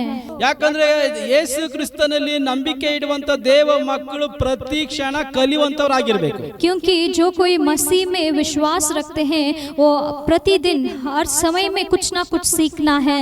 ಕಲ್ತಿಲ್ಲ ಅಂದ್ರೆ ದೇವ್ರ ಮಕ್ಕಳಾಗ ಸಾಧ್ಯತೆ ಇಲ್ಲ. अगर हम नहीं सीखेंगे तो हम प्रभु के बच्चे नहीं बन सकते. ನಾವು ಒಂದು ವಾಕ್ಯವನ್ನು ನೋಡಿಕೊಳ್ಳೋಣ. ಅದರ ಆಧಾರವಾಗಿ इसके आधार में हम एक वचन को देखेंगे. ಮತ್ತಾಯ ಸುವಾರ್ತೆ 28 मत्ती का पुस्तक 11ನೇ ಅಧ್ಯಾಯ 28ನೇ ವಚನ. मत्ती का पुस्तक 11वां अध्याय उसके 28 वचन को हम देखेंगे. ಎಲೈ ಕಷ್ಟಪಡುವವರೇ, ಎಲೆ ಕಷ್ಟಪಡುವವರೇ, ಹೊರೆ ಹೊತ್ತವರೇ, ಹೊರೆ ಹೊತ್ತವರೇ, ನೀವೆಲ್ಲರೂ ನನ್ನ ಬಳಿಗೆ ಬನ್ನಿರಿ, ನನ್ನ ಬಳಿಗೆ ಬನ್ರಿ, ನಾನು ನಿಮಗೆ ವಿಶ್ರಾಂತಿ ಕೊಡುವೆನು. ಆಮೇಲೆ ಓದಿ. ನಾನು ಸಾತ್ವಿಕನು, ನೋಡಿ ಯೇಸು ಸ್ವಾಮಿ ಹೇಳ್ತಾರೆ, ನಾನು ಸಾತ್ವಿಕನು, ದೀನ ಮನಸ್ಸುಳ್ಳವನು ಆಗಿರುವುದರಿಂದ ನನ್ನ ನೊಗವನ್ನು ನಿಮ್ಮ ಮೇಲೆ ತೆಗೆದುಕೊಂಡು ನನ್ನಲ್ಲಿ ಕಲಿತುಕೊಳ್ಳ್ರಿ. हे सब परिश्रम करने वालों और बोझ से दबे हुए लोगों, मेरे पास आओ, मैं तुम्हें विश्राम दूंगा. ನಾವು ನೋಡ್ತಾ ಇದ್ದೀವಿ, ನನ್ನ ಇಲ್ಲಿ ಹೇಳ್ತಾ ಇದ್ದಾರೆ ಎಲೆ ಕಷ್ಟ ಪಡುವವರು ಎಂಬುದಾಗಿ ಹೇಳ್ತಾ ಇದ್ದಾರೆ. इधर कह रहे हैं सब परिश्रम करने वालों. ಕಷ್ಟ ಅನ್ನೋದು ಭೂಮಿನಲ್ಲಿ ಇದೆ ಎಂಬುದಾಗಿ ಯೇಸು ಸ್ವಾಮಿ ಗೊತ್ತು. प्रभु को पता है कि जब हम इस पृथ्वी पर रहते हैं तो परिश्रम रहेगा. ಯಾವುದು ಕಷ್ಟ ಇದು? ये किस तरीके की परिश्रम है? ಏನು ಹೊರೆ ಇದು? ये किस तरीके की बोझ है? ಈ ಹೊರೆ ಅಂತ ಹೇಳಿದ್ರೆ ಜವಾಬ್ದಾರಿಕೆ. इस बोझ का मतलब है रेस्पॉन्सिबिलिटी. ನಾವು ಯಾವಾಗೇ ಆಗಲಿ ನಮ್ಗೊಂದು ಜವಾಬ್ದಾರಿಕೆ ಸಭೆನಲ್ಲಿ ಇದೆ, ಅದನ್ನ ನಾವು ನಿರ್ವಹಿಸಿಕೊಳ್ಬೇಕು. अगर हमारे कलीसिया में हमें कुछ रेस्पॉन्सिबिलिटी दिए हैं तो उसे पूरा करना है. ಇದನ್ನ ನಾವು ಒತ್ಕೊಂಡಿದ್ರೆ ಮಾತ್ರನೇ ನಾವು ಕಲಿಯಕ್ಕೆ ಸಾಧ್ಯವಾಗ್ತೈತಿ. अगर इस बोझ को हम उठा लेंगे तभी हम सीख पाएंगे. ಸ್ವಾಮಿ ಹೇಳ್ತಾ ಇದ್ದಾರೆ, प्रभु कहते हैं ನೀವು ನನ್ನ ಬಳಿಗೆ ಬನ್ರಿ, आप लोग मेरे पास आओ, ಬಂದು ನನ್ನಲ್ಲಿ ಕಲ್ತ್ಕೊಳ್ರಿ, आकर मुझसे सीखो. ಕಲಿಯದೆ ಹೋದ್ರೆ ನಿನ್ಗೇನು ಸಿಗೋದಿಲ್ಲ. अगर नहीं सीखोगे तो कुछ भी नहीं मिलेगा. ಯಾವಾಗವರೆಗೂ ಕಲಿಬೇಕು? कब तक सीखना है? ಕಷ್ಟ ಹೋಗೋ ತನಕ ಕಲಿಬೇಕು. जब तक ये परिश्रम सारी समस्या निपट जाती है तब तक सीखना है. ನಮ್ಮ ಮೇಲೆ ದೇವರಿಟ್ಟಂತ ನಮ್ಮ ಮೇಲಿರುವಂತ ಭಾರವನ್ನು ಹೋಗೋ ತನಕ ನಾವು ಅದನ್ನ ಏನ್ ಮಾಡ್ಬೇಕು? ನಿರ್ವಹಿಸಬೇಕು. प्रभु जो बोझ हमारे ऊपर रखे वो सब पूरा करने तक सीखते रहना है. ಕ್ರೈಸ್ತತ್ವ ಅಂದ್ರೆ ಪ್ರತಿ ದಿವಸ ಕಲಿಯುವಂತ ಜೀವನವಾಗಿದೆ. मसीह लोग के जीवन में हमेशा सीखने का जीवन है. ಇನ್ನು ನಾವೇನ್ ಕಲಿಬೇಕು? और क्या सीखना है? ಏನ್ ನಾವು ಅಳವಡಿಸಿಕೊಳ್ಬೇಕು? क्या हमारे जीवन में हम आमतौर पर करना है? ಕೊಲೊಸ್ಸೆ 3:13 ತನಕ ಓದಿಕೊಳ್ಳೋಣ. ಕೊಲೊಸ್ಸಿಯ ಅಧ್ಯಾಯ 3 13 से 15. ಮತ್ತೊಬ್ಬನ ಮೇಲೆ ತಪ್ಪು ಹೊರಿಸುವುದಕ್ಕೆ ಕಾರಣವಿದ್ದರೂ ತಪ್ಪು ಹೊರಿಸದೆ, ನೋಡಿ, ತಪ್ಪು ಹೊರಿಸಬೇಡ. ಆಮೇಲೆ ಒಬ್ಬರಿಗೊಬ್ಬರು ಸೈರಿಸಿಕೊಂಡು ಕ್ಷಮಿಸಿರಿ. ಕರ್ತನು ನಿಮ್ಮನ್ನು ಕ್ಷಮಿಸಿದಂತೆಯೇ ನೀವು ಕ್ಷಮಿಸಿರಿ. ಇದೆಲ್ಲದರ ಮೇಲೆ ಪ್ರೀತಿಯನ್ನು ಧರಿಸಿಕೊಳ್ಳಿರಿ. ಇದೆಲ್ಲದರ ಮೇಲೆ ಏನೇನಿದೆಯೋ ಅದಕ್ಕೆಲ್ಲದರ ಮೇಲೆ ನೀನು ಪ್ರೀತಿಯನ್ನು ಧರಿಸಿಕೊಳ್ಳ್ರಿ. ಅದು ಸಮಸ್ತವನ್ನು ಸಂಪೂರ್ಣ ಮಾಡುವ ಬಂಧವಾಗಿದೆ. ನೋಡಿ, ಸಮಸ್ತವನ್ನ ಸಂಪೂರ್ಣ ಮಾಡುವಂತ ಬಂಧ, ಒಂದು ಸಂಬಂಧವಿದೆ. ಆಮೇಲೆ ಕ್ರಿಸ್ತನಿಂದಾದ ಸಮಾಧಾನವು ನಿಮ್ಮ ಹೃದಯಗಳಲ್ಲಿ ಯಜಮಾನನಂತಿದ್ದು ತೀರ್ಪು ಹೇಳಲಿ. ನೀವು ಒಂದೇ ದೇಹಕ್ಕೆ ಸೇರಿದವರಾದ್ದರಿಂದ ಸಮಾಧಾನದಿಂದಿರುವುದಕ್ಕಾಗಿ ಕರೆಯಲ್ಪಟ್ಟಿರಿ. ನೋಡಿ, ಹೇಳ್ತಾ ಇದ್ದಾರೆ, ನೀವು ಎಲ್ಲದರ ಮೇಲೆ ದೇವರ ಪ್ರೀತಿಯನ್ನು ಧರಿಸಿಕೊಳ್ಳ್ರಿ ಎಂಬುದಾಗಿ ಹೇಳ್ತಾ ಇದ್ದಾರೆ. इधर कहता है सबसे ऊपर प्रेम को बांध लो. ಜ್ಞಾನೋಕ್ತಿಯಲ್ಲಿ ಈ ರೀತಿಯಾಗಿ ಹೇಳ್ತಿದೆ. नीति वचन में इस तरह से कहता है, ಪ್ರೀತಿ ಬಹು ಪಾಪಗಳನ್ನ ಕ್ಷಮಿಸ್ತೈತಂತೆ. प्रेम जो है वो सारी जो बुरी बातें हैं उसको डाप लेती है. ಬಹು ಪಾಪಗಳನ್ನ ಕ್ಷಮಿಸಿ, ಬಹು ಅಂದ್ರೆ ಎಷ್ಟೋ ಪಾಪಗಳನ್ನ ಕ್ಷಮಿಸ್ತೈತೆ ಎಂಬುದಾಗಿ ಅದನ್ನ ಹೇಳ್ತಾ ಇದೆ. उधर कहता है बहुत सारे पापों को क्षमा करता है. ಆದ್ರಿಂದನೇ ನಮ್ಮ ಹೃದಯದಲ್ಲಿ ದೇವರ ಪ್ರೀತಿಯನ್ನು ತುಂಬಿಕೊಂಡಿದ್ರೆ ಮತ್ತೊಬ್ಬರ ದೋಷವನ್ನ ನೋಡದೆ ನಾವು ಕ್ರಿಸ್ತನ ನೋಡೋ ಸಾಧ್ಯವಾಗ್ತಿದೆ. इसी तरह से अगर हमारे हृदय को प्रभु के प्रेम से भर लेंगे तो किसी और के दोष को हम नहीं देखेंगे, लेकिन उन लोगों को क्षमा करेंगे. ಯಾಕಂದ್ರೆ ಕ್ರಿಸ್ತನ ನಮ್ಮ ಪಾಪ ಕ್ಷಮಿಸಿದ್ದಾನೆ, ಮತ್ತೊಬ್ಬರ ಪಾಪವನ್ನು ಕ್ಷಮಿಸೋದಕ್ಕೆ ನಾವು ನಮ್ಮ ಹೃದಯದಲ್ಲಿ ದೇವರ ಪ್ರೀತಿಯನ್ನು ತುಂಬಿಕೊಳ್ಳಬೇಕಾಗಿದೆ. क्योंकि प्रभु ने दूसरे लोगों का अपराध क्षमा किए, वैसे ही हम भी उनके प्रेम के द्वारा उन लोगों का अपराध को क्षमा करना है. ಜ್ಞಾನೋಕ್ತಿಯಲ್ಲಿ ಇನ್ನೊಂದು ವಾಕ್ಯ ಹೇಳ್ತಿದೆ, नीति वचन में और एक वचन कहता है, ದೋಷಗಳನ್ನ ಎತ್ತಿ ಆಡ್ತಿರೋನು ಪ್ರೇಮವನ್ನ ಕಳ್ಕೊಳ್ತಾನೆಂಬುದಾಗಿ. जो कोई किसी व्यक्ति का दोष को वो बताता है वो प्रेम को खो देता है. ಆಮೇಲೆ ಅವನು ಯಾರ ಬಗ್ಗೆ ದೋಷವನ್ನು ಹೇಳ್ಕೊಂಡು ಹೋಗ್ತಾ ಇದ್ದಾನೋ ಅವನು ಪ್ರೀತಿಯನ್ನು ಏನ್ ಮಾಡ್ತಾ ಇದ್ದಾನೆ, ಅವನ ನಾಶ ಮಾಡ್ಕೊಳ್ತಾನೆ ಎಂಬುದಾಗಿ ಅದರ ಅರ್ಥ. किसी के विषय में अगर दोष लगाता है तो वो प्रभु का प्रेम को खो रहा है. ಆದ್ರಿಂದನೇ ನಾವು ನಮ್ಮ ಜೀವಿತದಲ್ಲಿ ಪಾಪವನ್ನು ಕ್ಷಮಿಸೋರಾಗಿ, ತಪ್ಪುಗಳು ಕ್ಷಮಿಸೋರಾಗಿ, ದೈವ ಸ್ವಭಾವದಲ್ಲಿ ನಾವು ಬೆಳೆಯವರಾಗಿರ್ಬೇಕು. इसीलिए हम भी दूसरे लोगों का पापों को क्षमा करके प्रभु का प्रेम जो है उसे प्रैक्टिस करना है. ಇದೇ ರೀತಿ ನಾವು ನೋಡ್ತೀವಿ ಯೋಹಾನ ಸುವಾರ್ತೆಯಲ್ಲಿ 8ನೇ ಅಧ್ಯಾಯದಲ್ಲಿ ನಾವು ನೋಡ್ತೀವಿ.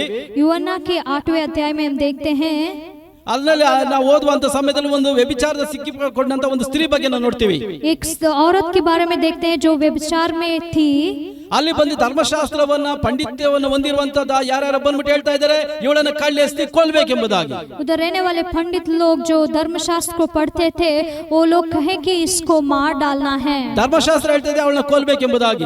शास्त्र जो है वो कहता है उसे मार देना है. ಆದ್ರೆ ಯೇಸು ಸ್ವಾಮಿಯ ಪ್ರೀತಿ ಹೇಳ್ತಾ ಇದೆ ಅವಳನ್ನ ಕ್ಷಮಿಸಬೇಕೆಂಬುದಾಗಿ. लेकिन प्रभु का प्रेम जो है वो कहता है कि उस औरत को क्षमा करना है. ಅಲ್ಲೆಲ್ಲರೂ ಬಂದು ಹೇಳ್ತಾರೆ, ನೀನ್ ಏನು ಹೇಳ್ತೀಯ ತೀರ್ಪು ಹೇಳಿ ಎಂಬುದಾಗಿ ಒತ್ತಾಯ ಮಾಡ್ತಾ ಇದ್ದಾರೆ. उधर रहने वाले लोग बहुत दबाव करते हैं कि तुम्हारा न्याय क्या है वो चुकाओ. ಆದ್ರೆ ಯೇಸು ಸ್ವಾಮಿ ಹೇಳ್ತಾ ಇದ್ದಾರೆ, ನಿಮ್ಮಲ್ಲಿ ಯಾರು ತಪ್ಪು ಮಾಡಿಲ್ವೋ ಅವರು ಫಸ್ಟ್ ಈ ಕೈ ಮೇಲೆ ಕಲ್ಲು ಎಸಿರಿ ಎಂಬುದಾಗಿ ಹೇಳ್ತಾರೆ. तो प्रभु कहते हैं जो कोई आप में से गलती नहीं किया है तो पहला वो उसे मार सकता है.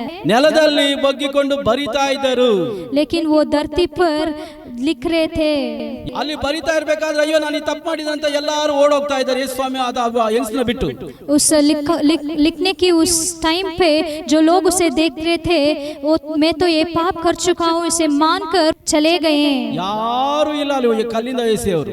उधर कोई भी नहीं थे जो पत्थर से उसे मारे. ಅವಳನ್ನು ಶಿಕ್ಷಿಸೋರು ಯೇಸು ಸ್ವಾಮಿ ಯಾರು ಇಲ್ಲ ಅಲ್ಲಿ. उस औरत को दंड करने वाले कोई व्यक्ति उधर नहीं था. ಆದ್ರೆ ಯೇಸು ಸ್ವಾಮಿ ನೆಟ್ಟಗೆ ನಿಂತುಕೊಂಡು ಆಕೆ ನೋಡಿ ಹೇಳ್ತಾ ಇದ್ದಾರೆ, यीशु मसीह खड़े होकर उस औरत की ओर देखकर कहते हैं, ನಾನು ನಿನ್ನ ಶಿಕ್ಷಿಸೋದಿಲ್ಲ.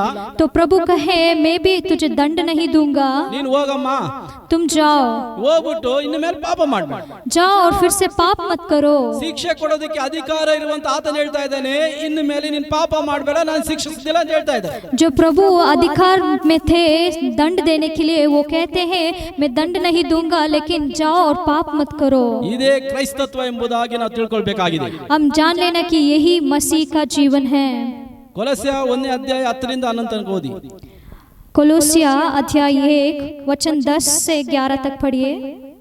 ಕರ್ತನ ಚಿತ್ತದ ವಿಷಯವಾದ ತಿಳುವಳಿಕೆಯಿಂದ ತುಂಬಿಕೊಂಡು ಆತನಿಗೆ ಯೋಗ್ಯರಾಗಿ ನಡೆದು ಆತನಿಗೆ ಯೋಗ್ಯನಾಗಿ ನಡೆದು ಎಲ್ಲಾ ವಿಧದಲ್ಲಿ ಆತನನ್ನು ಸಂತೋಷಪಡಿಸುವವರಾಗಿರಬೇಕೆಂತಲೂ ಆತನನ್ನು ಎಲ್ಲಾ ವಿಧದಲ್ಲಿ ಸಂತೋಷ ಪಡಿಸುವವರಾಗಿರಬೇಕೆಂದು ನೀವು ಸಕಲ ಸತ್ಕಾರ್ಯವೆಂಬ ಫಲವನ್ನು ಕೊಡುತ್ತಾ ಸಕಲ ಸತ್ಕಾರ್ಯಗಳನ್ನು ಫಲವನ್ನು ಕೊಡುತ್ತಾ ದೈವ ಜ್ಞಾನದಿಂದ ಅಭಿವೃದ್ಧಿ ಆಗ್ತಿರಬೇಕೆಂತಲೂ ಆತನ ಮಹಿಮಾ ಶಕ್ತಿಯ ಪ್ರಕಾರ ಪರಿಪೂರ್ಣ ಬಲ ಹೊಂದಿ ಬಲಿಷ್ಠರಾಗಿ ಆನಂದಪೂರ್ವಕವಾದ ತಾಳ್ಮೆಯನ್ನು ದೀರ್ಘ ಶಾಂತಿಯನ್ನು ಯಾವಾಗಲೂ ತೋರಿಸುವವರಾಗಿರಬೇಕೆಂತಲೂ ಬೆಳಕಿನ ರಾಜ್ಯದೊಳಗೆ ದೇವಜನರ ಬಾಧ್ಯತೆಯಲ್ಲಿ ಪಾಲುಗಾರರಾಗುವುದಕ್ಕೆ ನಿಮ್ಮನ್ನು ಯೋಗ್ಯರನ್ನಾಗಿ ಮಾಡಿದ ತಂದೆಗೆ ಕೃತಜ್ಞತಾ ಸ್ತುತಿ ಮಾಡುವವರಾಗಿರಬೇಕೆಂತಲೂ ದೇವರನ್ನು ಬೇಡಿಕೊಳ್ಳುತ್ತೇವೆ. ಅಲ್ಲಿ ನೋಡ್ತಾ ಇದ್ದೀವಿ ದೇವರ ಪರಿಪೂರ್ಣವಾದಂತಹ ಜ್ಞಾನದಲ್ಲಿ ತುಂಬಲ್ಪಡೆ ಎಂಬುದಾಗಿ. इधर लिखा जाता है कि परमेश्वर की पहचान में आप बढ़िए. ಅದರಲ್ಲಿ ಬಲಿಷ್ಠರಾದ್ರೆ ಮಾತ್ರನೇ ನಾವು ಮತ್ತೊಬ್ಬನ ಕ್ಷಮಿಸಿ ಪ್ರೀತಿಸೋದಕ್ಕೆ ಸಾಧ್ಯವಾಗ್ತದೆ. प्रभु की जो बातें हैं अगर उसमें हम सामर्थ्य पाते हैं तभी हम किसी दूसरे व्यक्ति को क्षमा कर पाएंगे. ದೇವರ ಜ್ಞಾನದಿಂದ ತುಂಬಲ್ಪಟ್ಟು ಬಲವಂತರೆ ಮಾತ್ರನೇ ಮತ್ತೊಬ್ಬರ ತಪ್ಪುಗಳನ್ನ ಅವರ ದೋಷಗಳನ್ನ ನಾವು ಕ್ಷಮಿಸೋದಕ್ಕೆ ಸಾಧ್ಯವಾಗ್ತದೆ. जब हम प्रभु के ज्ञान से उसकी शक्ति से बढ़ते हैं तभी हम किसी और का दोष को हम क्षमा कर पाएंगे. ನಮ್ಮ ದೇವರ ಒಂದು ಜ್ಞಾನದಿಂದ ತುಂಬಲ್ಪಟ್ಟು ಬಲಿಷ್ಠರಾಗಬೇಕು. प्रभु के उस ज्ञान से बढ़कर बलवंत होना है. ನಿನಗೆ ಬಲ ಇಲ್ಲ ಅಂದ್ರೆ ಯಾವಾಗಲೂ ಮತ್ತೊಬ್ಬರ ಬಗ್ಗೆ ಕೊರತೆ ತೋರಿಸಿಕೊಂಡು ಪಾಪಗಳನ್ನ ತೋರಿಸಿಕೊಂಡು ನೀನು ಮಹಾ ದುಷ್ಟ ಪಾಪಿ ಆಗ್ಬಿಡ್ತೀಯ. अगर तेरे अंदर बल नहीं है तो किसी और व्यक्ति को देखकर हमेशा दोष लगाते रहोगे. ಆದ್ರಿಂದಾನೇ ನಾವು ಬಲಗೊಳ್ಳಬೇಕಾಗಿದೆ. इसलिए हम बलवंत बनना है. ನಾವು ದೈವ ಜ್ಞಾನದಿಂದ ತುಂಬಲ್ಪಟ್ರೆ ನಮ್ಮ ನೋಡಿದವರು ಹೇಳ್ತಾರೆ ನಿಜವಾಗಿ ದೇವರ ಮಕ್ಕಳು ಎಂಬುದಾಗಿ. जब हम प्रभु के उस ज्ञान से बढ़ जाएंगे तो जो कोई हमें देखते वो कहेंगे ये मसीह लोग हैं. ನಮ್ಮ ಜೀವಿತದಲ್ಲಿ हमारे जीवन में ಜ್ಞಾನನೂ ಇರಬೇಕು, ಶಕ್ತಿನೂ ಇರಬೇಕು. हमारे जीवन में ज्ञान भी रहना है और शक्ति भी रहना है. ಆದ್ರಿಂದ ಯಾವ ಸಮಯದಲ್ಲಿ ಏನ್ ಮಾಡ್ಬೇಕೆಂಬುದಾಗಿ ನಮಗೆ ಅರಿಬೇಕು. कौन से समय में क्या करना है उसकी प्रति हमें ज्ञान रहना है. ನಾವು ಗ್ರಹಿಕೆ ಉಳ್ಳವರಾಗಿ ಜೀವಿಸಬೇಕು. हम ग्रहण करते हुए जीना है. ನಾವು ದೇವರ ಮಕ್ಕಳು ಎಲ್ಲಾ ಸಮಯದಲ್ಲಿ ಕ್ರಿಸ್ತನನ್ನು ಮಾತ್ರ ದೃಷ್ಟಿಸೋರಾಗಿರಬೇಕು. हम मसीह के लोग जो हैं हमेशा हमारे दृष्टि प्रभु की ओर लगे रहना है. ಕಳೆದ ದಿನಗಳ ಹಿಂದೆ बीते दिनों में ನನಗೇನೋ ಒಂದು ಸ್ವಲ್ಪ ಹಣ ಅವಶ್ಯಕತೆ ಇತ್ತು.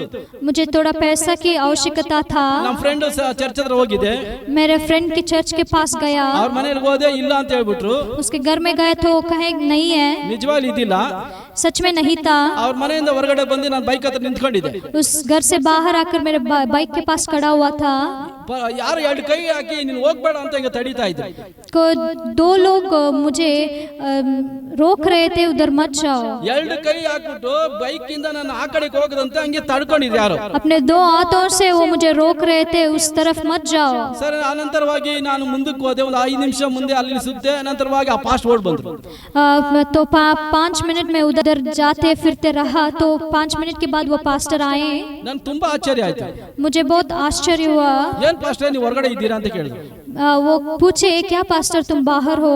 ನೀವು ಮನೆಯಲ್ಲಿ ಇಲ್ಲ ಅಲ್ವಾ, ಅದಕ್ಕೆ ನಾನು ಹೊರಗಡೆ ಬಂದೆ ಅಂತ ಹೇಳಿ. आप घर में नहीं थे ना इसलिए मैं बाहर खड़ा ಆಯ್ತು हूँ. ಪಾಸ್ಟರ್, ತುಂಬಾ ಸಂತೋಷ ಬಂದಿದೆ ಅಂತ ಅವ್ರಿಗೆ ಸಂತೋಷ ಆಯ್ತು. वो उस पास्टर को बहुत खुश हुआ. ತಕ್ಷಣನೇ ಒಂದು ಜೋಬಲ್ ಕೈ ಹಾಕಿ ಒಂದು ದೊಡ್ಡ ಒಂದು ಕಾಣಿಕೆ ನನ್ ಕೊಟ್ರು. वो अपने पॉकेट से लेकर एक ऑफरिंग दिए. ನನಗೆ ತುಂಬಾ ಆಶ್ಚರ್ಯ ಆಯ್ತು. मुझे बहुत शौक हुआ. ಯಾಕಂದ್ರೆ ದೇವರಾತ್ಮನಿಂದ ನಡೆದ್ರೆ ನಮ್ಗೆ ಏನ್ ಅಗತ್ಯ ಇದೆ, ಯಾವ ಸ್ಥಳಕ್ಕೆ ಹೋಗ್ಬೇಕಂಗ ಅವ್ರು ನಡೆಸ್ತಾರೆ. क्योंकि जब हम प्रभु के आत्मा से चलाए जाते हैं तो किस समय पर कहाँ जाना है, क्या करना है वो बताते हैं. ಪವಿತ್ರ ಆತ್ಮದಿಂದ ಮಾತ್ರನೇ ಸೈತಾನ ಜಯಿಸಕ್ಕೆ ಸಾಧ್ಯ ಆಗ್ತದೆ. पवित्र आत्मा से ही शैतान को हम जीत पाएंगे. ಯೇಸು ಸ್ವಾಮಿ ದೀಕ್ಷಾಸ್ನಾನ ತೆಗೆದ ನಂತರವಾಗಿ ತನ್ನ ಒಂದು ದೇಹದ ಬಲದಿಂದ ಸೈತಾನ ಜಯಿಸೋ ಸಾಧ್ಯತೆ ಇದ್ದಿಲ್ಲ. प्रभु जब दीक्षा स्थान पाए वो अपने बल से शैतान को नहीं जीते लेकिन पवित्र आत्मा से जीते. ಬ್ಯಾಪ್ಟಿಸ್ಮ ತಗೊಂಡ ನಂತರವಾಗಿನೇ ಪವಿತ್ರ ಆತ್ಮನ ಅದರ ಮೇಲೆ ಇಡೋದು. बपतिस्मा के बाद ही पवित्र आत्मा जो है प्रभु के ऊपर उतर आए. ಆ ಪವಿತ್ರ ಆತ್ಮ ಮೂಲಕನೇ ಸೈತಾನ ಜಯಿಸ ಸಾಧ್ಯ ಆಗಿದೆ. उसी पवित्र आत्मा के द्वारा प्रभु शैतान को जीत पाए. ಸೈತಾನ್ ಯಾವಾಗೂ शैतान हमेशा ನೆಗೆಟಿವ್ ಅಂತದ್ನೇ ಬಹಳ ಪವರ್ ಆಗಿ ತುಂಬಸಕ್ಕೆ ಬರ್ತಾನೆ. नेगेटिव थॉट्स को ही वो बहुत ज्यादा हमारे अंदर भरना चाहता है. ಆದ್ರೆ ಪವಿತ್ರ ಆತ್ಮನು लेकिन पवित्र आत्मा ಯಾವಾಗೂ ಪಾಸಿಟಿವ್ ಆಗಿರುವಂತದ್ನೇ ತುಂಬಿಸ್ತಾರೆ. हमेशा पॉजिटिव विषयों को ही हमारे मन में भरते हैं. ಯಾಕಂದ್ರೆ ಪರಿಶುದ್ಧಾತ್ಮನ ಯಾವಾಗ ಒಳ್ಳೆ ಕಾರ್ಯಗಳನ್ನ ಮಾಡೋದಕ್ಕೆ ಇಷ್ಟಪಡ್ತಾರೆ. क्योंकि पवित्र आत्मा हमेशा अच्छे विषयों को करने के लिए चाहते हैं. ನಾವು ಆದ್ರಿಂದ ದೈವ ಜ್ಞಾನದಿಂದ ತುಂಬಲ್ಪಟ್ಟವರಾಗಿರಬೇಕು. इसलिए हम हमेशा प्रभु के ज्ञान से बरे रहना है. ಮಾತ್ರವಲ್ಲದೆ इतना ही नहीं ಶಕ್ತಿ ಇರಬೇಕು, शक्ति भी रहना है. ಸತ್ಯವೇದ ಓದ್ತೀನಿ ಪ್ರತಿ ದಿವಸ ಓದ್ತೀನಿ ಅಂದ್ರೆ ಆಗಲ್ಲ. सिर्फ हर दिन मैं बाइबल पढ़ता हूँ ऐसे कहने से काफी नहीं. ಸತ್ಯವೇದಲ್ಲಿರುವಂತ ವಾಕ್ಯದಲ್ಲಿರುವಂತ ಶಕ್ತಿನ ನೀನು ಹೊಂದ್ಕೊಳ್ಕೊ. लेकिन इस बाइबल में जो वचन है उसके अंदर जो सामर्थ है उसे तुम पा लेना है. ಆ ಶಕ್ತಿನೇ ದೇವರಾತ್ಮನು ನಿಮ್ಮನ್ನ ನಡೆಸುವಂತವನಾಗಿದ್ದಾನೆ. उसी शक्ति के द्वारा ही प्रभु आपको चलाएंगे. ಆದ್ರಿಂದನೇ ಥೆಸಲೋನಿಕದವರಿಗೆ ಪೌಲನು ಹೇಳ್ತಾ ಇದ್ದಾನೆ, इसलिए पौलुस थस्सलुनीकियों को देख के कहते हैं, 1ನೇ ಅಧ್ಯಾಯದಲ್ಲಿ ಈ ರೀತಿ ಹೇಳ್ತಾನೆ, ನಾವು ಹೇಳಿದ ಸುವಾರ್ತೆ ಬರೀ ಮಾತಿನಿಂದ ಅಲ್ಲ, हमारे जो प्रचार है वो सिर्फ हमारे बातों से नहीं, ಬಲದಿಂದಲೂ वो बल से भी, ಶಕ್ತಿಯಿಂದಲೂ वो शक्ति से भी, ಪವಿತ್ರಾತ್ಮನಿಂದಲೂ ಬಂತೆಂಬುದಾಗಿ ಹೇಳ್ತಾ ಇದ್ದಾರೆ. वो पवित्र आत्मा से भरपूर वो आपको पहुंचा है. ಅದರಿಂದ ಬಂದಿದ್ರಿಂದಾನೇ ನೀವು ರಕ್ಷಣೆ ಹೊಂದಿದ್ದೀರಾ. इससे आपको पहुंचने से ही आप उद्धार पाए हैं. ಆದ್ರಿಂದ ಹೇಳ್ತಾ ಇದ್ದಾರೆ ಇಲ್ಲಿ, ನೀವು ದೈವ ಜ್ಞಾನದಿಂದ ತುಂಬಲ್ಪಡ್ರಿ. इसलिए इधर कहा जाता है तुम प्रभु के ज्ञान से भर जाओ. ದೈವ ಜ್ಞಾನ ತುಂಬಲ್ಪಟ್ರೆ ಸೈತಾನ್ಗೆ ಜಾಗ ಇಲ್ಲ. अगर हम प्रभु के ज्ञान से भर जाते हैं तो शैतान के लिए जगह नहीं. ನೋಡಿ, ದೇವ ಜನರು ಯಾವಾಗೂ ದೈವಿಕ ಪ್ರೀತಿನಲ್ಲಿ ಬೆಳೆಯಬೇಕು ಎಂಬುದಾಗಿ ಹೇಳ್ತಾರೆ. वचन कहता है मसीह के लोग जो है प्रभु की पहचान में बढ़ते जाना है. ಫಿಲಿಪ್ಪಿಯದವರಿಗೆ 1:10 ತನಕ ಓದಿ. ನಿಮ್ಮ ಪ್ರೀತಿಯು ಹೆಚ್ಚುತ್ತಾ ಹೆಚ್ಚುತ್ತಾ, ನಿಮ್ಮ ಪ್ರೀತಿಯು ಹೆಚ್ಚುತ್ತಾ ಹೆಚ್ಚುತ್ತಾ ಪೂರ್ಣ ಜ್ಞಾನ ವಿವೇಕಗಳಿಂದ ಕೂಡಿ, ನೋಡಿ, ಪೂರ್ಣ ಜ್ಞಾನ ವಿವೇಕಗಳಿಂದ ಕೂಡಿ ಉತ್ತಮ ಕಾರ್ಯಗಳು ಯಾವವೆಂದು ನೀವು ವಿವೇಚಿಸುವವರಾಗಬೇಕೆಂತಲೂ, ಕ್ರಿಸ್ತನು ಬರುವ ದಿನದಲ್ಲಿ ನೀವು ಸರಳರಾಗಿಯೂ ನಿರ್ಮಲರಾಗಿಯೂ ಯೇಸು ಕ್ರಿಸ್ತನ ಮೂಲಕವಾಗಿರುವ ಸುನೀತಿ ಎಂಬ ಫಲದಿಂದ ತುಂಬಿದವರಾಗಿಯೂ ಕಾಣಿಸಿಕೊಂಡು ದೇವರಿಗೆ ಘನತೆಯನ್ನು ಸ್ತೋತ್ರವನ್ನು ತರಬೇಕೆಂತಲೂ ಬೇಡಿಕೊಳ್ಳುತ್ತೇನೆ. यहाँ तक कि तुम उत्तम से उत्तम बातों को प्रिय जानो और मसीह के दिन तक सच्चे बन रहो और ठोकर ना खाओ और उस धार्मिकता के फल से जो यीशु मसीह के द्वारा होते हैं भरपूर होते जाओ, जिससे परमेश्वर की महिमा और स्तुति होती रहे. ನೋಡಿ, ಅಲ್ಲಿ ಹೇಳ್ತಾ ಇದ್ದಾರೆ, ಈ ಸುನೀತಿ ಎಂಬ ಫಲಗಳನ್ನ ತುಂಬಲ್ಪಡಬೇಕಂದ್ರೆ ಅದು ಯೇಸು ಕ್ರಿಸ್ತನ ಮುಖಾಂತರ ಮಾತ್ರ ತುಂಬಲ್ಪಡ್ತಿದೆ. इधर कहा जाता है अगर तुम धार्मिकता के फल से भरना है तो यीशु मसीह के द्वारा ही हो सकता है. ಯಾವ್ದ್ರಲ್ಲಿ ಹೆಚ್ಚಬೇಕು ನಾವು? किस में बढ़ना है? ನಮ್ಮ ಮನೆಯಲ್ಲಿ ಇವತ್ತು ದಿವಸದಲ್ಲಿ ನಾನು 1000 ರೂಪಾಯಿ ದುಡ್ಕೊಂಡ್ ಬಂದೆ, ನಾಳೆ ದಿವಸ 2000 ದುಡಿಬೇಕು ಹಾಗೆ ಅಂತ ಹಣದಲ್ಲಿ ಹೆಚ್ಚಿ ಬರ್ಬೇಕಾ? क्या आज हम 1000 रुपए कमा रहे, दूसरे दिन 2000 कमाना है, इसमें पैसों में बढ़ना है क्या? ಈ ತರ ನಾವು ನಮ್ಮ ಒಂದು ಆರ್ಥಿಕ ಸ್ಥಿತಿನಲ್ಲಿ ಉನ್ನತವಾಗಿ ಬೆಳೆದ ಅದನ್ನೆಲ್ಲ ಬೆಳಿಬೇಕಾ? क्या सिर्फ फाइनेंशियल में हम बढ़ना है? ಅದನ್ನಲ್ಲಿ ಬೆಳೀರಿ, ಪರವಾಗಿಲ್ಲ, ಅದು ನಿಮ್ಮ ಅನುಕೂಲಕ್ಕೆ ಅದು ತಕ್ಕಂತೆ ಅದು ಆಗ್ತೈತೆ. आप बढ़िए, आपके लिए वो अच्छा है. ಆದ್ರೆ ನಮ್ಮ ಜೀವಿತದಲ್ಲಿ ದೇವರ ಪ್ರೀತಿ ಪ್ರತಿ ಕ್ಷಣವೂ ಹೆಚ್ಚುತ್ತಾ ಬರಬೇಕು. इसी तरह से हमारे जीवन में प्रभु का प्रेम जो है बढ़ते रहना है हर दिन. ದೈವ ಪ್ರೀತಿ ಇದ್ರೆ ಜ್ಞಾನವಿರ್ತೈತೆ. प्रभु के प्रेम हमारे अंदर रहने से हमारे अंदर ज्ञान आएगा. ಇದೆಲ್ಲ ದೈವ ಗುಣ ಎಂಬುದಾಗಿ ನೋಡ್ತೀವಿ. ये सब हम देखते हैं कि परमेश्वर का लक्षण, ದೇವರ ಗುಣ ಲಕ್ಷಣಗಳು ಇದರಲ್ಲಿ ತುಂಬಲ್ಪಟ್ಟಿದೆ. इस सब विषयों में प्रभु का लक्षण भरा हुआ है.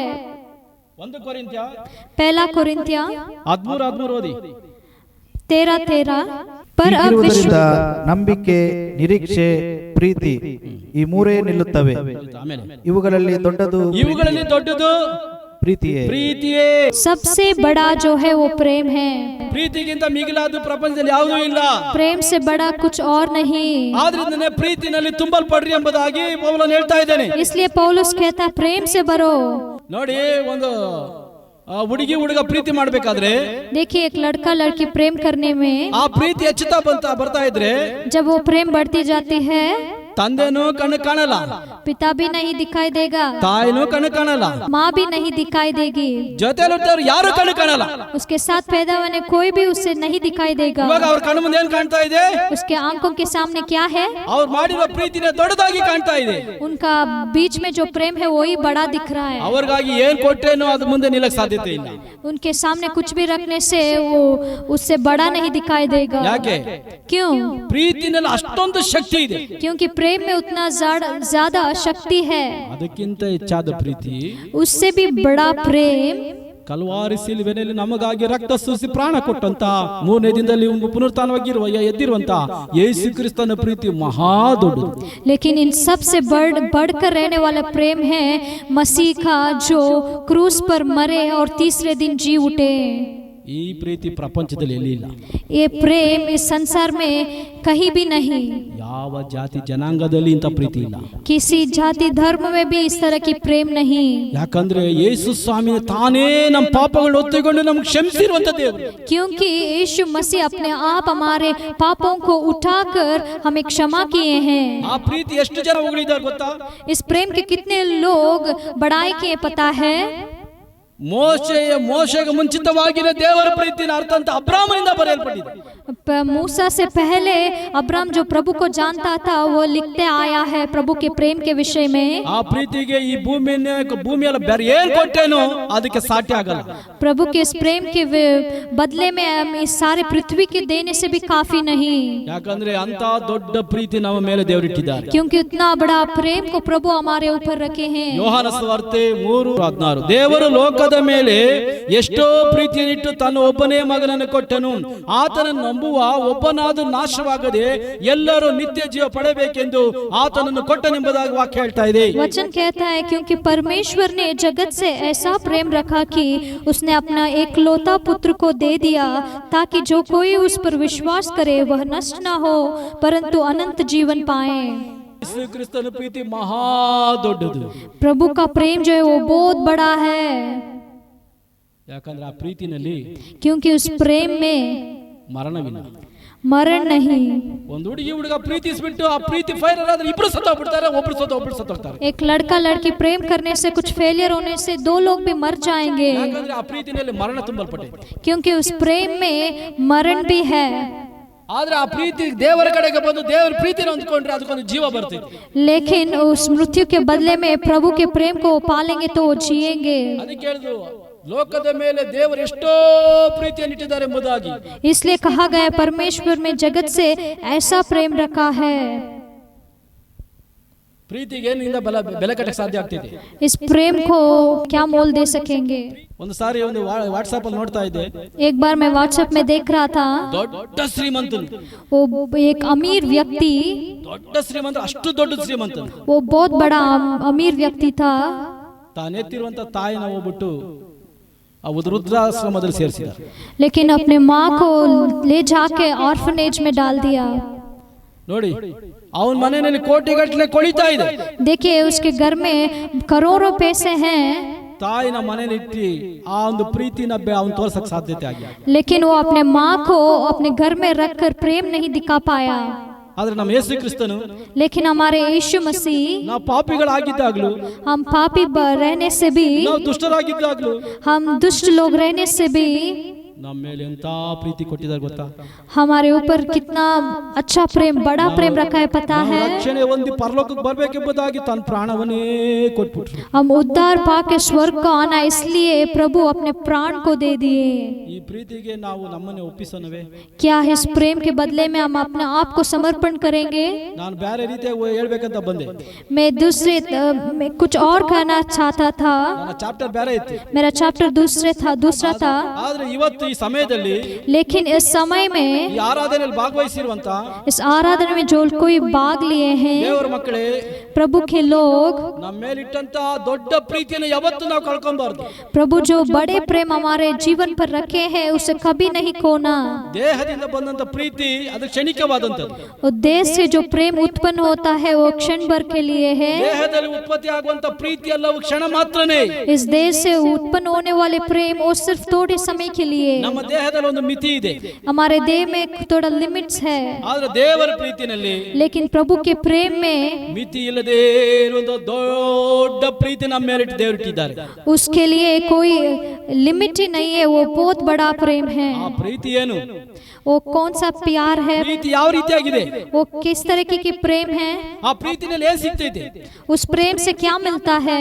ತನ್ನೊಬ್ಬನೇ ಮಗನಾದ ಯೇಸು ಕ್ರಿಸ್ತನನ್ನ ನೀವು ನಂಬಿ ಜೀವವನ್ನು ಹೊಂದ್ಕೊಳ್ಬೇಕಂತ ಇಷ್ಟಪಡ್ತಾರೆ.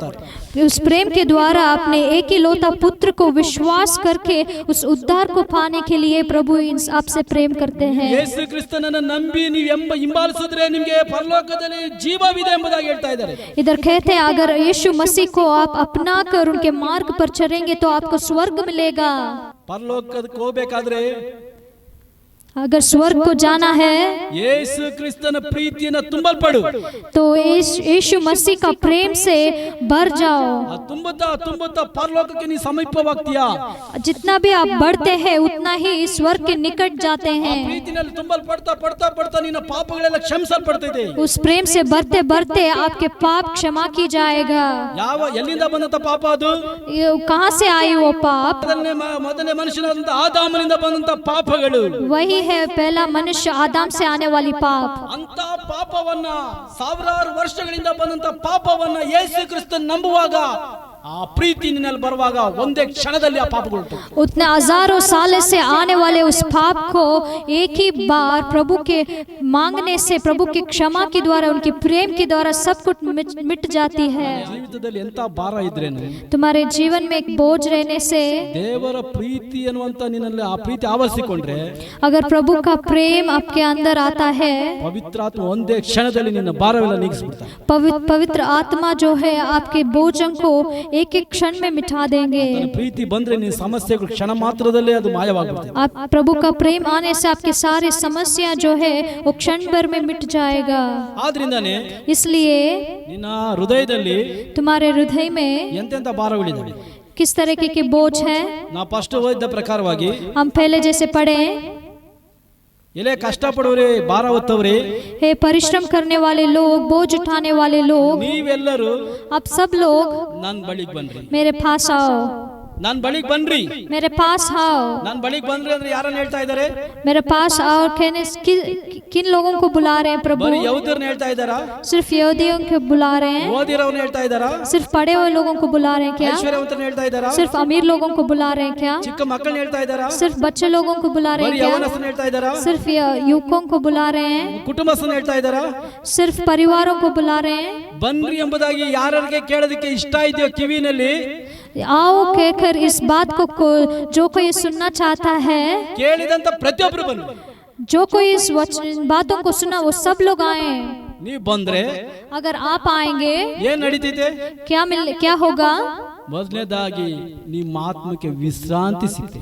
पहला आपके आत्मा को विश्राम मिलेगा. ಮತ್ತೆ ಪ್ರಪಂಚದಲ್ಲಿ ಸಮಾಧಾನಕ್ಕಾಗಿ ಎಷ್ಟು ಜನ ಅಲಿತಾ ಇದ್ದಾರೆ. आज भी इस पृथ्वी पर इस संसार में कितने लोग इस शांति के लिए रो रहे हैं.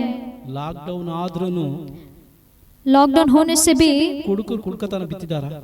पीने वाले व्यक्ति क्या पीना छोड़ दिया है? ಯಾತಕ್ಕಾಗಿ ಕುಡಿತಾ ಇದ್ದಾರೆ? क्यों वो पी रहा है? ನೆಮ್ಮದಿ. शांति के लिए. ನೆಮ್ಮದಿಗಾಗಿ ಕುಡಿತಾ ಇದ್ದಾರೆ. शांति के लिए पीता है. ನೆಮ್ಮದಿಗಾಗಿ ಕುಡಿತಾ ಇದೆಯಾ?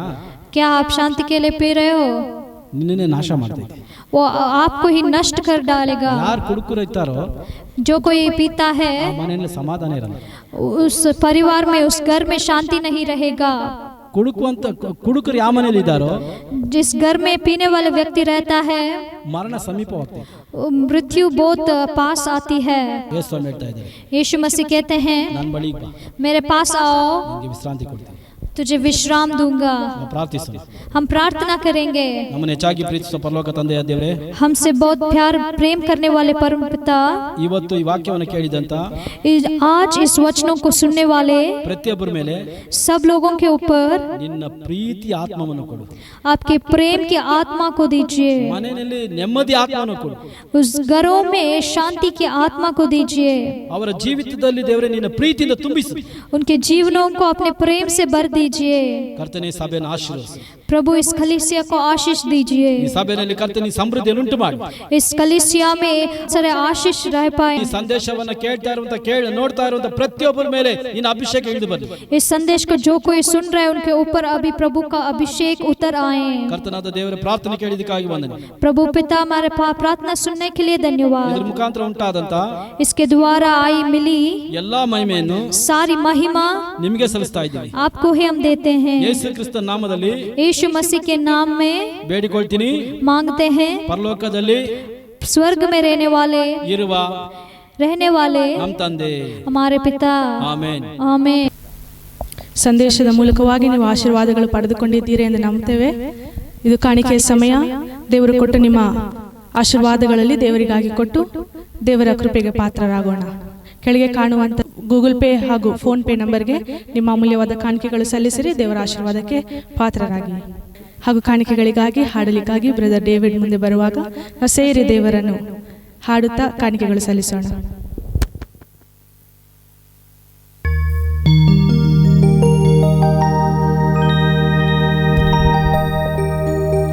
Hallelujah. Praise the Lord. ప్రేమా పూర్ణుడు ప్రాణనాథుడు, ప్రేమా పూర్ణుడు ప్రాణనాథుడు, నన్ను ప్రేమించి ప్రాణమిచ్చును. ప్రేమా పూర్ణుడు ప్రాణనాథుడు, నన్ను ప్రేమించి ప్రాణమిచ్చును. నే పాడేదన్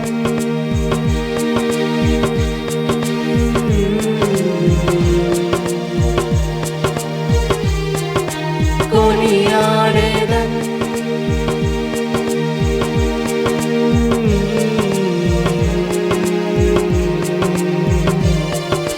నే పాడేదన్ కొనియాడేదన్, నా ప్రియ యేసుక్రీస్తుని ప్రకటింతును. నా ప్రియ యేసుక్రీస్తుని ప్రకటింతును. నా ప్రియ యేసుక్రీస్తుని ప్రకటింతును. ప్రేమా పూర్ణుడు ప్రాణనాథుడు, నన్ను ప్రేమించి ప్రాణమిచ్చును. పూర్ణుడు ప్రాణనాథుడు, నన్ను ప్రేమించి ప్రాణమిచ్చును.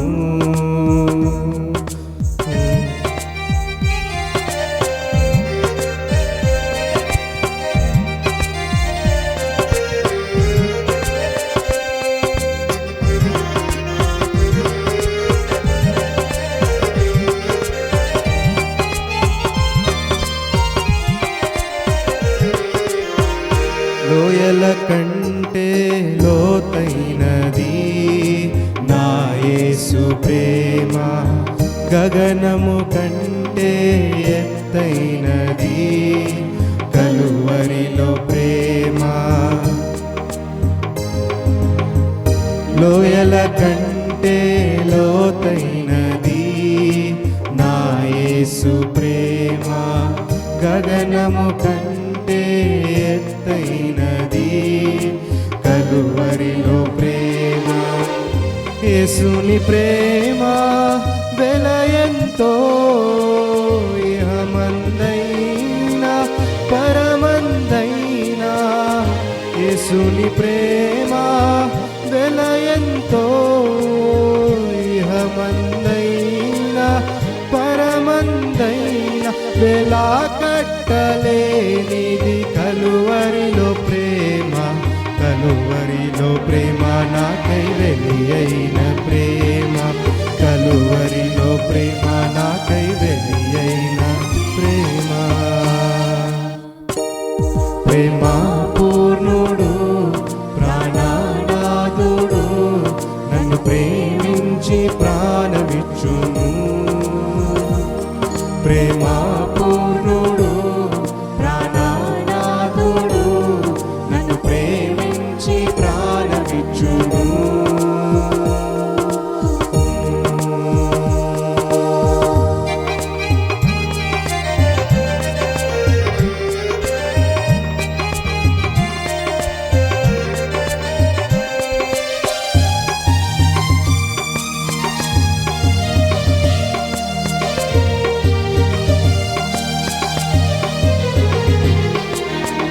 మరణము కంటే బలమైనది పునరుత్థాన ప్రేమ, మరణపు ముళ్ళును విరిచినది బలమైన ప్రేమ.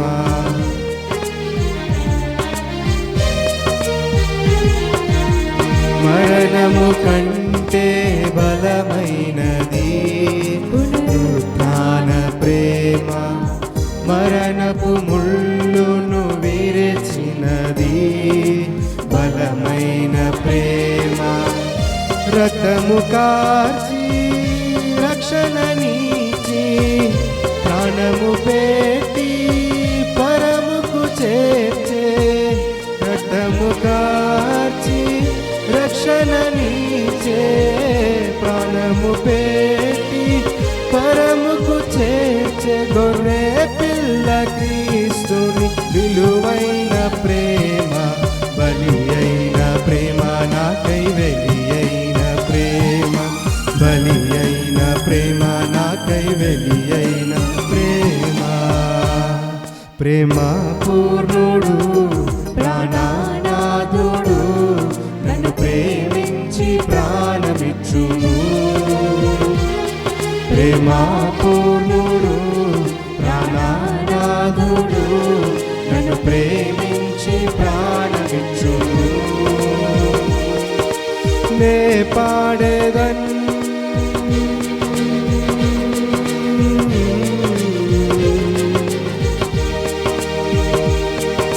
కొనియాడేదన్,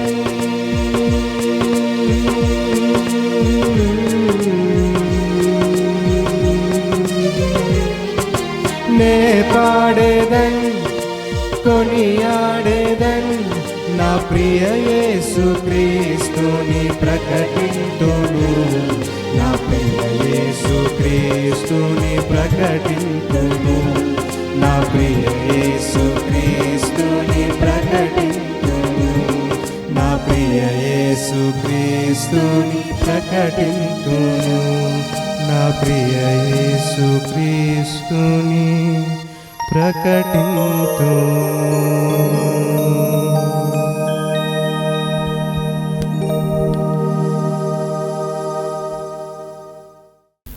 ಕಾಣಿಕೆಗಳಿಗಾಗಿ ನಾವು ಪ್ರಾರ್ಥಿಸೋಣ.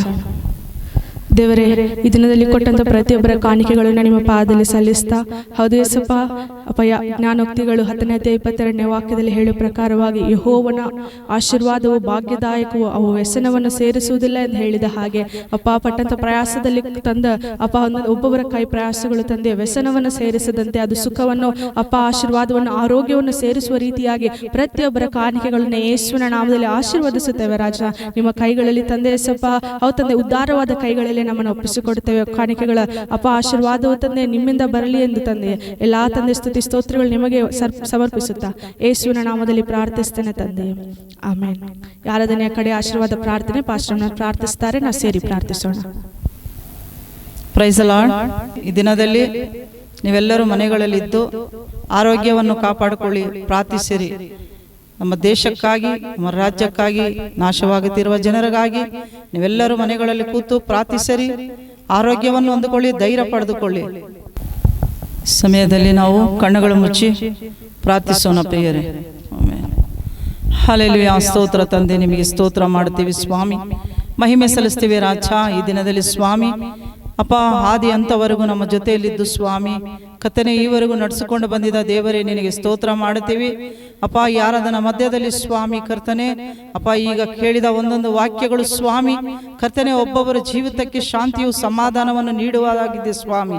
ಹೌದರ ಅಚ್ಚ, ಸರ್ವಶಕ್ತನು ನಮ್ಮಲ್ಲಿರುವ ಆತನು ಹೆಚ್ಚಿನವನಾಗಿದ್ದೀರ ಸ್ವಾಮಿ ಅಪ್ಪ. ನೀವು ಸ್ವಾಮಿ ಕರ್ತನೆ ಅಪ್ಪ, ಹೇಳಿ ಕಷ್ಟಪಡೋವರೇ, ಹೊರವತ್ತವರೇ, ನೀವೆಲ್ಲರೂ ನನ್ನ ಬಳಿಗೆ ಬನ್ನಿ, ನಿಮಗೆ ವಿಶ್ರಾಂತಿ ಕೊಡುವೆನು ಅಂತ ಹೇಳಿದ ದೇವರು ಈ ದಿನದಲ್ಲಿ ಯಾರ್ಯಾರು ಸ್ವಾಮಿ ಕರ್ತನೆ ಸಮಾಧಾನವಿಲ್ಲದೆ ಸಂತೋಷವಿಲ್ಲದೆ ಕರ್ತನೆ ಕಟ್ಟಲ್ಪಟ್ಟಿದ್ದಾರೋ ಸ್ವಾಮಿ, ಅವರನ್ನೆಲ್ಲ ಯೇಸುವಿನ ಹೆಸರಿನಲ್ಲಿ ಬಿಡುಗಡೆ ಮಾಡಿ ಕರ್ತನೆ ಅವರಿಗೆ ಶಾಂತಿ ಸಮಾಧಾನವನ್ನು ಕೊಟ್ಟು ಕರ್ತನೆ ಈ ಆರಾಧನದಲ್ಲಿ ಭಾಗವಹಿಸಿದ ಕರ್ತನೆ, ಈ ಆರಾಧನೆ ನೋಡಿದ ಒಂದೊಂದು ಮಕ್ಕಳನ್ನು ಸ್ವಾಮಿ ನನ್ನ ದೇವರು ಬಲಪಡಿಸಿರಿ, ಆಶೀರ್ವದಿಸಿರಿ ದೇವ.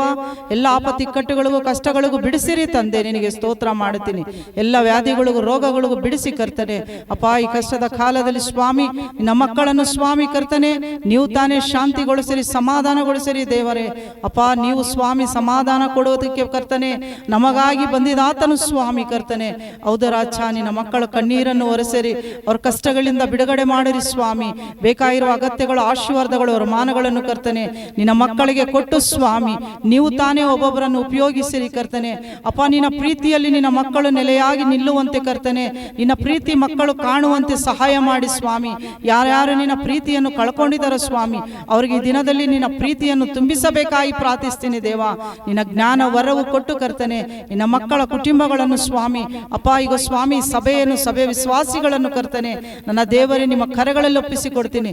ಒಂದೊಂದು ವಿಶ್ವಾಸಿಗಳನ್ನು ಬಲಪಡಿಸಿರಿ ದೇವ, ಆಶೀರ್ವದಿಸಿರಿ ಕರ್ತನೆ, ಅವರ ಕುಟುಂಬಗಳನ್ನು ಆಶೀರ್ವದಿಸಿರಿ. ಇನ್ನು ಯಾರ್ಯಾರು ರಕ್ಷಣೆ ಹೊಂದಿಲ್ಲವೋ ಸ್ವಾಮಿ ಅವರೆಲ್ಲ ರಕ್ಷಣಾ ಮಾರ್ಗದಲ್ಲಿ ಸ್ವಾಮಿ ಬರುವಂತೆ ಸಹಾಯ ಮಾಡಿರಿ. ನಿನ್ನ ಪ್ರೀತಿ ಒಂದೊಂದು ಕುಟುಂಬಗಳನ್ನು ಮುಟ್ಟಿ ಕರ್ತನೆ ಅಪ್ಪ ನೀವು ರಕ್ಷಣೆಗೆ ತರಬೇಕಾಗಿ ಪ್ರಾರ್ಥಿಸ್ತೀನಿ.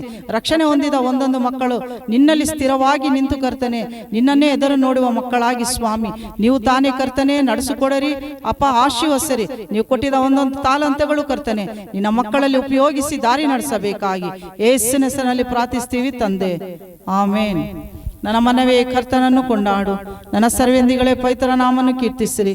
ನನ್ನ ಮನವೇ ಕರ್ತನನ್ನು ಕೊಂಡಾಡು, ಕರ್ತನು ಮಾಡಿದ ಸಕಲ ಉಪಕಾರಗಳೊಂದನ್ನು ಮರೆಯಬೇಡ. ಆಮೇನ್. ದೇವರ ಪ್ರೀತಿಯು, ಯೇಸುವಿನ ಕೃಪೆಯು, ಪರಿಶುದ್ಧಾತ್ಮನ ಸಹಾಯವು ನಿಮ್ಮೊಂದಿಗಿರಲಿ. ಆಮೇನ್.